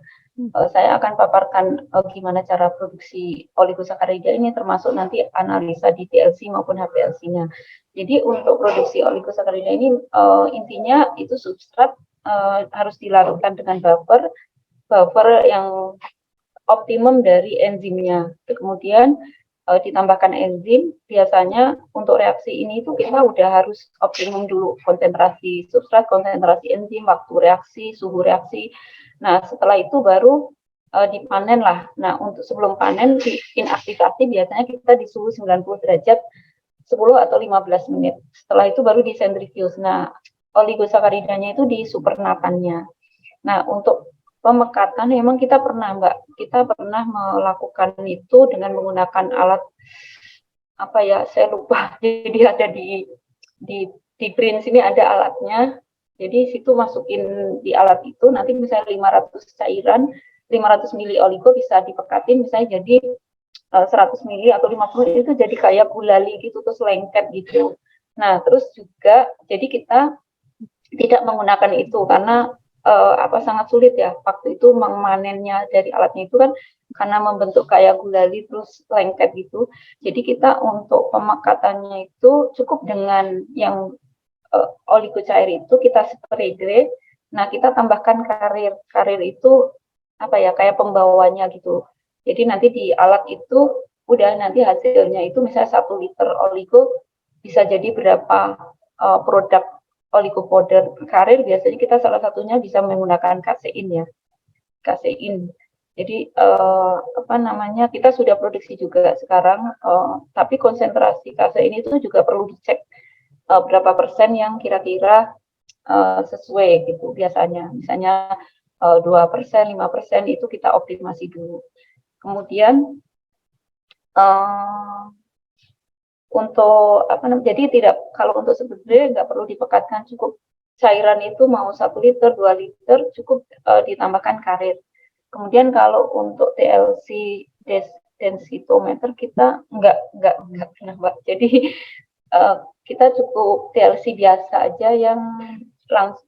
Jadi nanti dari tadi band-bandnya itu langsung dengan standar kita muncul itu gula oligonya jenis gula apa gitu, misalnya silotrios kayak gitu. Oke. Jadi sebetulnya di TLC itu ada dari Kamak ya, Kamak tuh ngeluarin alat yang 1 set gitu Mbak, 1 set yang dia untuk fotonya. Jadi fotonya itu kayak elektroforesis gitu. Band-band TLC-nya itu nanti cantik banget, cuman itu mahal banget. Kita di BRIN belum ada. Jadi kita untuk TLC ini dari pewarnaannya, mungkin fotonya, dokumentasinya. Nah, itu ada alatnya, produk dari Kamak tuh apa sih? Misalnya dari hulu hilir untuk TLC-nya itu lengkap ada. Saya pernah ikut di pameran di GCC waktu itu ya. Jadi jadi kita sekarang TLC-nya ya biasa aja yang masih sederhana, menggunakan chamber, kemudian pewarnanya juga kita spray dengan hair dryer. Kalau kita dengan hair dryer terus kita panaskan dengan oven untuk biar muncullah dot-dot dari gulanya itu. Mungkin itu menjawab ya Mbak. Oke. Terima kasih Bu Nani. Saya akan ke Angel Koh dulu ya Bu. Makasih. Ya, ya, makasih Mbak. Okay, Angel, I will read the question for you again. The first question from Pradita. Hello, Angel. I will ask about a case in my column. I am using column to analyze carbohydrate sample, but I got negative peak when I run my sample, whereas it's okay when I run standard sample. The negative peak is consistent. Can you give brief solution about this case? For your information, I use column Aminex HPX 87C. So, I mean, just maybe some questions. Did you actually see the negative peak when you are injecting at the mobile phase? Okay, so what happens is if let's say your columns, right, if you're running the standard samples and your columns are running okay, there's generally no issue with the columns because otherwise your standards will not be running, correct? So sometimes, if let's say your sample actually eluates at the same time as your water or something, then in that case, maybe your HPLC method that you have selected might not be optimal for your particular samples. And then, of course, as usual, the usual practice is make sure you are using a HPLC grade water, which is double distilled, deionized. Make sure your samples are degassed as well. Just double check all these. And of course, yes, of course, you can also write in an email to me. Send me the chromatograms, and then I can have a look about it. Oke, thank you Angel. Yeah. Oke, Mbak Pradita, sudah dijawab ya sama Angel. Nanti kalau misalnya kurang jelas bisa email Angelnya. Oke, next question from Jessica from Perfetti. Angel, can you suggest a suitable column for analysis sucrose or glucose ratio in the sucrose glucose ratio in the solution mix of glucose syrup and sugar solution? Currently, we are using HPX 42A and HPX 87C simultaneously, since maltose and sucrose peak appears at same RT on HPX 87C. Actually, it really depends on what you are trying to purify. Okay, so remember the 47A is actually great for if let's say you have DP up to 11 or so. So if let's say I am trying to separate all that kind of DPs, which is the degree of the polymerization, then that would be the better column. But if let's say I want to separate between your maltose and your sucrose, then of course I cannot use my HPX 87C column, of which it would be limited at the same peak. Okay, so it really depends on what you are trying to obtain. Are you trying to obtain the individual, your glucose, sucrose, fructose, etc., or are you trying to partition out the bigger molecular weight oligosaccharides? Which one are you trying to do? So if let's say if yours is more of separating the individual ones, you might get a 87C, but then the thing is if you're trying to have maltose separate from sucrose, then of course you cannot use that. We also have this carbohydrate, a short carbohydrate column that you can actually use. So it's a variation of the 87H. So it's a very short 15 cm column that you can actually get your analysis within 5 minutes. And basically the maltose and the sucrose would appear at two different peaks. So that might be something for you to consider as well. Okay, thank you, Angel. And the next question is same, yeah, from Habanal PT LNK. The question is, which amino column can support the analysis of total sugar and TDF, total dietary fiber, in non-dairy creamer or NDC samples? Okay, so I have not actually seen non-dairy samples yet. Okay, sorry. But we also do have some, for example, if you're using from cellulose, so the cellulose hydrogenases, we can actually use the P column or the 87P column. But as for which type of non-dairy origin, are we talking about xylem, for example? Are we talking about the sugarcane? Sorry. I'm not very sure which particular type of non-dairy cream are we talking about. Okay. Yeah. Oke, begitu ya, Mas Kabanel jawaban dari Angel. Oke, Angel, I will go to the Bu Nani again. Oke, Bu Nani, kita lanjut ya pertanyaannya. Ya, baik, Mbak. Oke, ini ada 2 pertanyaan lagi dari Mas Yudi. Oh, oh bukan, oh maaf. Oh iya benar, ada dari pertanyaan dari Mas Yudi. Yang pertama adalah Bu Nani, pada banyak jurnal metode pirolisis juga dipakai untuk membuat resisten starch dengan suhu tidak terlalu tinggi, kurang dari 200 derajat Celcius. Begitu Bu pertanyaannya. Ya, Iya, kebetulan saya, begitu Bu pertanyaannya Bu. ya, kebetulan saya belum ini pernah. Mungkin ini menjawab jawaban Bu Nani ya. Oh ya, Mungkin ini Mas tadi. Yudi menjawab jawaban Bu Nani yang pertama. Mungkin Kalau soalnya resisten start beda sama oligo ya. Maksudnya ya beberapa produk tadi ya untuk degradasi start, maksudnya degradasi polimer sakarida, ada produk resisten start, ada oligosakarida kayak gitu. oke. Ya. Oke, Bu. Oke, kita ke next question. Ini Yang dari atasnya kayaknya Mbak tadi. dari Mbak Siska Citra Dewi, ya. untuk metode produksi oligosakarida mana yang paling efektif menghasilkan yield tinggi dan minum kerusakan produk? Apakah lebih bergantung pada sumber atau bahan produksinya, atau kualitas dan kuantitas produk yang ingin dihasilkan? Begitu Bu pertanyaannya. Ya, baik. Terima kasih Mbak Siska untuk pertanyaan ini. Kalau untuk produksi oligosakarida ya berharapnya dua-duanya ya. Kita metodenya efisien, yield-nya tinggi, kemudian secara kualitas produk kemurniannya juga bagus. Jadi memang tadi ya untuk produksi oligosakarida ini kan tadi ada dari substratnya, kemudian ada dari enzimnya, kemudian ada dari kondisi reaksinya yang harus kita optimasi. Jadi kalau untuk menghasilkan yield yang tinggi biasanya produk substratnya itu ada perlakuan dulu, misalnya pre-treatment, contohnya silan ya. Kalau misalnya kita hanya menggunakan bagas tebu langsung dengan yang sudah diekstrak silannya pasti akan jauh lebih menghasilkan yield yang tinggi oligosakarida yang silanya sudah diekstrak dan mungkin efisiensinya lebih bagus, lebih tinggi lagi. Kemudian ya tadi nanti itu berpengaruh ke kualitas produknya. Karena biasanya kalau yang dari biomasa memang perlu pre-treatment dulu, misalnya untuk menghilangkan ligninnya. Jadi biar kita bisa fokus untuk menghidrolisis hanya yang hemiselulosnya.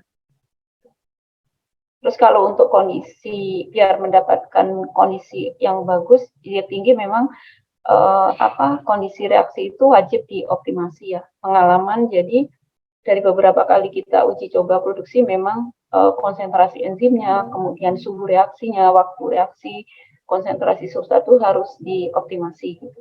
Untuk mendapatkan kondisi optimum untuk menghasilkan yield yang tinggi dan juga dengan kualitas oligosakarida yang tadi yang bisa terpisah dengan cantik tadi ya, yang dari gula 1 sampai misalnya gula 7 itu terpisah dengan baik. Itu ya Mbak, terima kasih. Oke, baik Bu Nani.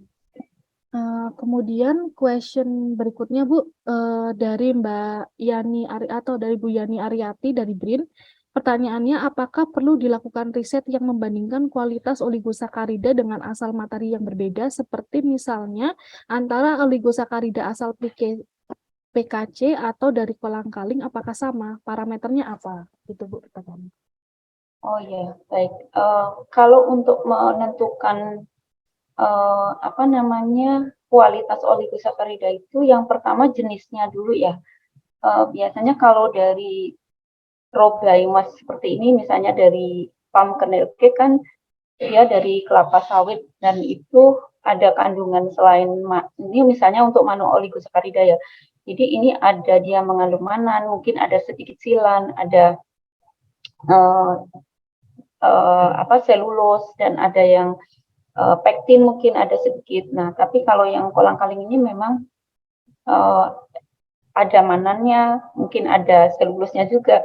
Jadi kalau untuk menentukan kualitas itu pertama harus kita lihat produk oligosacharidanya itu terpisah dengan cantik tadi ya.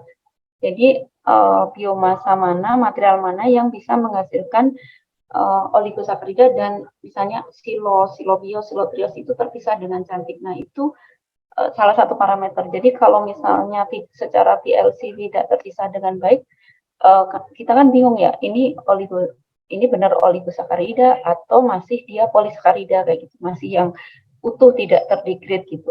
Kadang ada kalau misalnya enzimnya kurang atau kondisinya tidak optimum, kadang hasilnya itu semer aja. Semer ke bawah aja, nggak ada band sama sekali yang sesuai dengan target standar. Makanya untuk mengetahui kualitasnya itu, yang pertama parameternya memang jenisnya itu bisa terpisah dengan baik. Kemudian kalau untuk menguji kualitas tadi juga ya, antara misalnya ini kan PKC sama kolang-kaling sama-sama mengandung manan, kalau misalnya mau diuji ke arah prebiotiknya, ke arah in vitro ya memang harus dilakukan uji, mungkin bisa dibandingkan gitu. Jadi contohnya kemarin kita sudah uji di BAL itu bakteri asam laktat misalnya ya, dari yang menggunakan oligosakarida dengan menggunakan kolang-kaling ini dibandingkan misalnya dengan kontrol yang dia hanya manosa aja gitu. Ternyata memang pertumbuhan bakteri asam laktatnya lebih bagus kalau dia menggunakan kolang-kaling gitu. Jadi galactomano oligosakarida yang dari kolang-kaling. Jadi ini membuktikan bahwa dia ada efek prebiotiknya kayak gitu.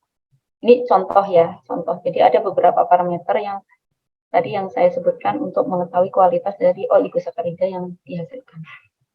Harus uji fungsinya mungkin ya dari yang dilihat. Baik. Mungkin itu Mbak, terima kasih. Ya. Baik Bu, saya beralih ke Angel Koh dulu ya Bu. Ya, betul. Okay, Angel Koh, next question for you. From Siska Ubaya, the question is for color sample, is it difficult to maintain?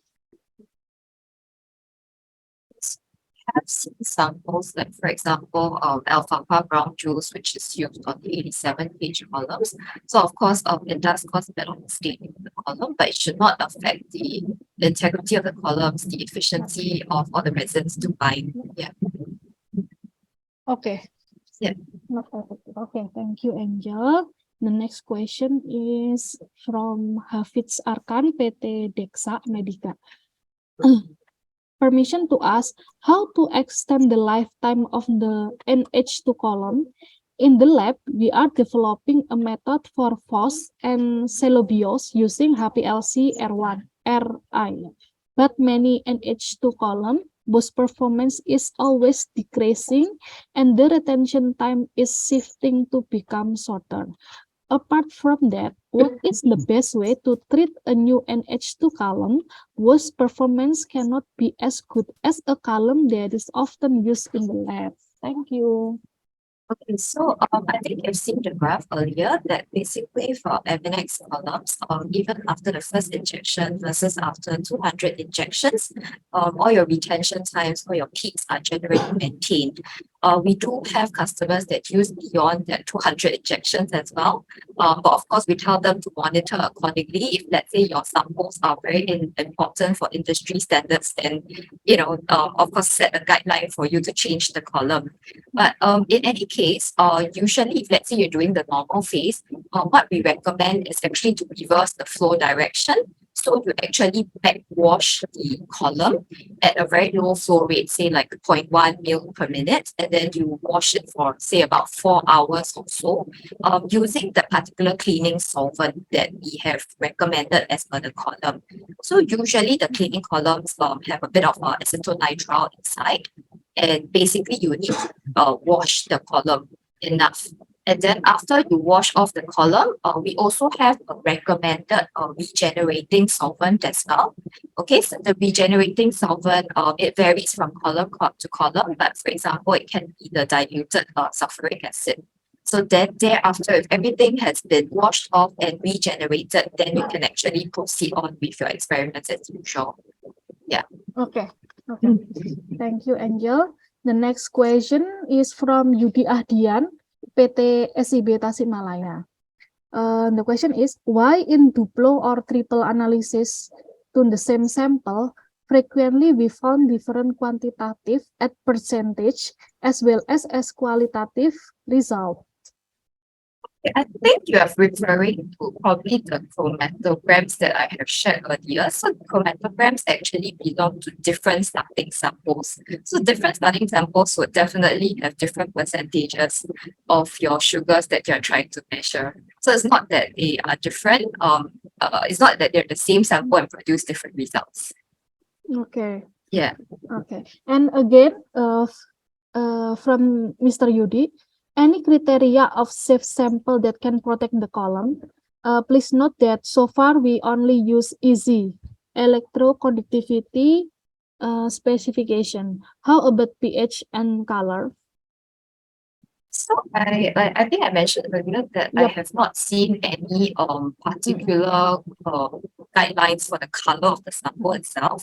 But then in terms of pH, yes, there are recommended pH to use with specific columns. So some columns, for example, run at more acidic pHs of 1 to 3. Some of it would run at more alkaline pHs. So it really depends on which column you're using, and we do provide that product sheet together with the column for you to make sure. So if let's say, for example, we have questions like, what happens after a certain process, and then after that, my pH is actually not correct. My sample pH is actually not correct. So you would actually need to do maybe a bit of chemical modifiers, for example, to actually make sure that it modifies to the correct pH before loading onto the column, okay, but without affecting the integrity of your samples.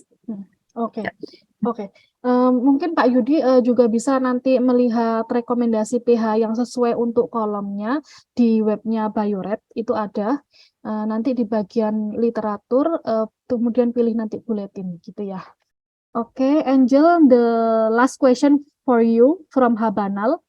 The question is, why the column Aminex XD7C and Aminex 42A can produce different percent glucose in the same sample? Okay, so similar to the previous one, so basically there are different samples which are being loaded on.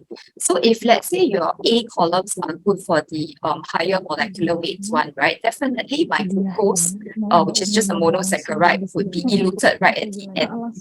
Yeah, and then for your C columns, which are good for purification of your 6-carbon sugars. So basically my glucose would be somewhere in the middle, separated from my di and your trisaccharides. Yeah. Oke, thank you Angel. Bu Nani, ini masih ada beberapa pertanyaan untuk Bu Nani. Yang terakhir ya, Bu. Oke, pertanyaannya yang pertama yang untuk Bu Nani ini dari Hana, dari BRIN. Pertanyaannya adalah, menurut Ibu untuk produksi enzim lebih efisien menggunakan organisme penghasilnya seperti isolat jamur atau menggunakan rekayasa genetik dan memindahkan ke organisme? Jadi ini makasih pertanyaannya Mbak Ana. Jadi mungkin ini maksudnya apakah lebih efisien mana menggunakan mikroba asal atau yang sudah direkombinan ya? Betul. Jadi memang lebih efektif yang sudah direkombinan ya. Yang sudah contohnya jamur tadi misalnya ada gen penyandi silanasanya sudah di-cloning, itu sudah istilahnya, jadi nanti setelah dipindahkan ke mikroba hostnya itu kan dia hanya menghasilkan satu jenis enzim saja. Jadi ketika mendegradasi target biomas atau target polimer sakarida itu akan menghasilkan spesifik satu oligosakarida aja, misalnya kilo oligosakarida. Ini tadi yang sudah saya paparkan contohnya yang rekombinan yang silanase yang kami cloning dari Actinomycetes yang dari Indonesia itu menghasilkan jelas terpisah ya, jenis oligosacaridanya itu cantik banget terpisah antara X1 sampai X6. Tapi kalau menggunakan wild type, kita ada pengalaman jadi satu isolat itu dia menghasilkan pektinase sama silanase. Nah, jadi ketika dia mendegradasi robiomas nih, ketika mendegradasi robiomas, contohnya bagas tebu atau bugil kelapa sawit itu kan mengandung silan maupun pektin. karena isolat ini menghasilkan pektinase dan silanase, jadi sehingga produk degradasinya itu ada dua, ada jenis dua oligo, dia pekti oligo maupun silo oligosakarida. Jadi ada banyak bandnya, jadi itu sangat mengganggu ya kalau memang harus target kita pengennya hanya satu jenis oligosakarida saja gitu.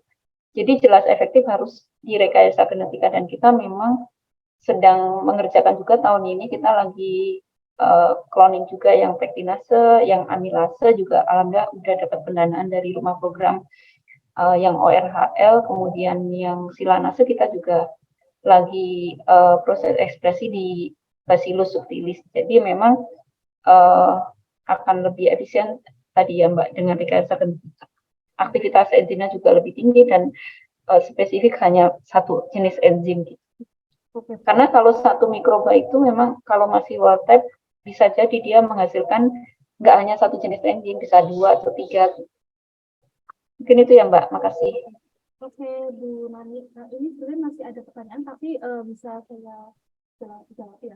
Ini dari Mbak Alvina Musliha dari Desa. Tadi ada pertanyaan. Reaksi Mbak, suaranya kecil. Mbak Aisyah. mohon maaf, Bu. Oke. Jadi sebenarnya itu tadi pertanyaan terakhir ya dari Mbak Siska Citra Dewi untuk Bu Nani. Ini ada pertanyaan dari Mbak Afina terkait reaksi enzimatis kadang perlu waktu lama ya Bu untuk hidrolisis. Kira-kira pretreatmentnya apa gitu. Tadi sudah sempat dijawab juga oleh Bu Nani saat menjawab pertanyaan yang lain. Kemudian dari Habanal PT LNK, apakah di BRIN ada alat nanofiltrasi? Jika ada, apakah bisa dilakukan trial atau uji nanofiltrasi? Bagaimana prosedurnya? Ini pun sudah dijawab Bu Nani, bisa dicek di Elsa BRIN. Di sana lengkap panduannya. Begitu ya Bu ya? Iya. Oke, baik. Kalau yang tadi Mbak, yang ini yang dari Mbak Afina ya Bu ya? itu tadi apa? Tadi itu pertanyaannya begini Bu. Tadi itu sebenarnya sempat di-mention sih sama Ibu ya. Reaksi enzimatis kadang perlu waktu lama untuk hidrolisis. Kira-kira pretreatment apa yang bisa dilakukan ke substrat untuk meningkatkan produksi, begitu Bu?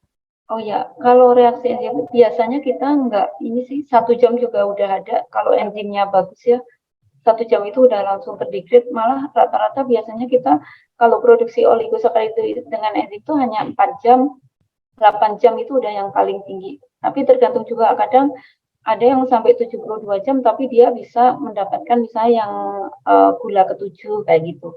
Jadi tergantung enzimnya. Biasanya memang tahap pertama kita optimasi bisa rata-rata sampai 72 jam.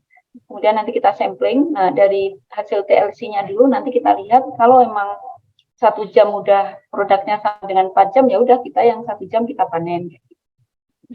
Selama ini nggak terlalu, biasanya rata-rata kalau enzim itu 4-8 jam cukup, kecuali untuk yang gula-gula tertentu memang ada yang butuh 48 jam atau 72 jam baru dia muncul gitu. Ya, makasih Mbak. Makasih Bu Nani atas jawabannya, sangat jelas ya. Semoga bisa menjawab pertanyaan semoga dapat memuaskan pertanyaan dari Mbak siapa tadi, Mbak Afina. Oke, tadi sudah ini pertanyaan-pertanyaan dari peserta sudah terjawab semua. Dan waktu juga sudah menunjukkan akhir ya. Jadi kita sudah masuk ke sesi terakhir. Di sini saya akan mengumumkan 2 orang penanya terbaik yang sudah saya mention di awal. Jadi tadi kan saya mention di awal apabila nanti akan dipilih 2 orang penanya terbaik dan akan ada sedikit hadiah begitu. Nah, 2 orang penanya terbaik yaitu Mas Yudi dan Habanal. Untuk Mas Yudi dan Habanal nanti silahkan kirimkan saja alamat, nomor HP gitu ke panitia ya. Jadi kan waktu daftar kemarin kan ada nomor panitia ya atas nama Sujono. Nah, itu nanti bisa dikirim ke situ alamat dan nama lengkap Mas berdua ya. Gitu. Kemudian terakhir saya ingin mengucapkan terima kasih banyak kepada para narasumber Bu Nani dan Angel Koh yang telah berbagi ilmu yang luar biasa, dan saya juga mengucapkan terima kasih kepada seluruh peserta webinar yang hadir pada acara ini. Thank you Angel Koh. Semoga dengan adanya webinar ini kita dapat memahami ya terutama cara menganalisis karbohidrat, gula, dan oligosakarida dengan kromatografi. Saya, Aisyah, mewakili tuan rumah PT Scienceworks dan BRIN, memohon maaf apabila terdapat kekurangan dan kekhilafan pada Bapak, Ibu, dan rekan-rekan semua. Kami mohon izin undur diri dan see you tomorrow ya. Sampai bertemu besok di acara workshop.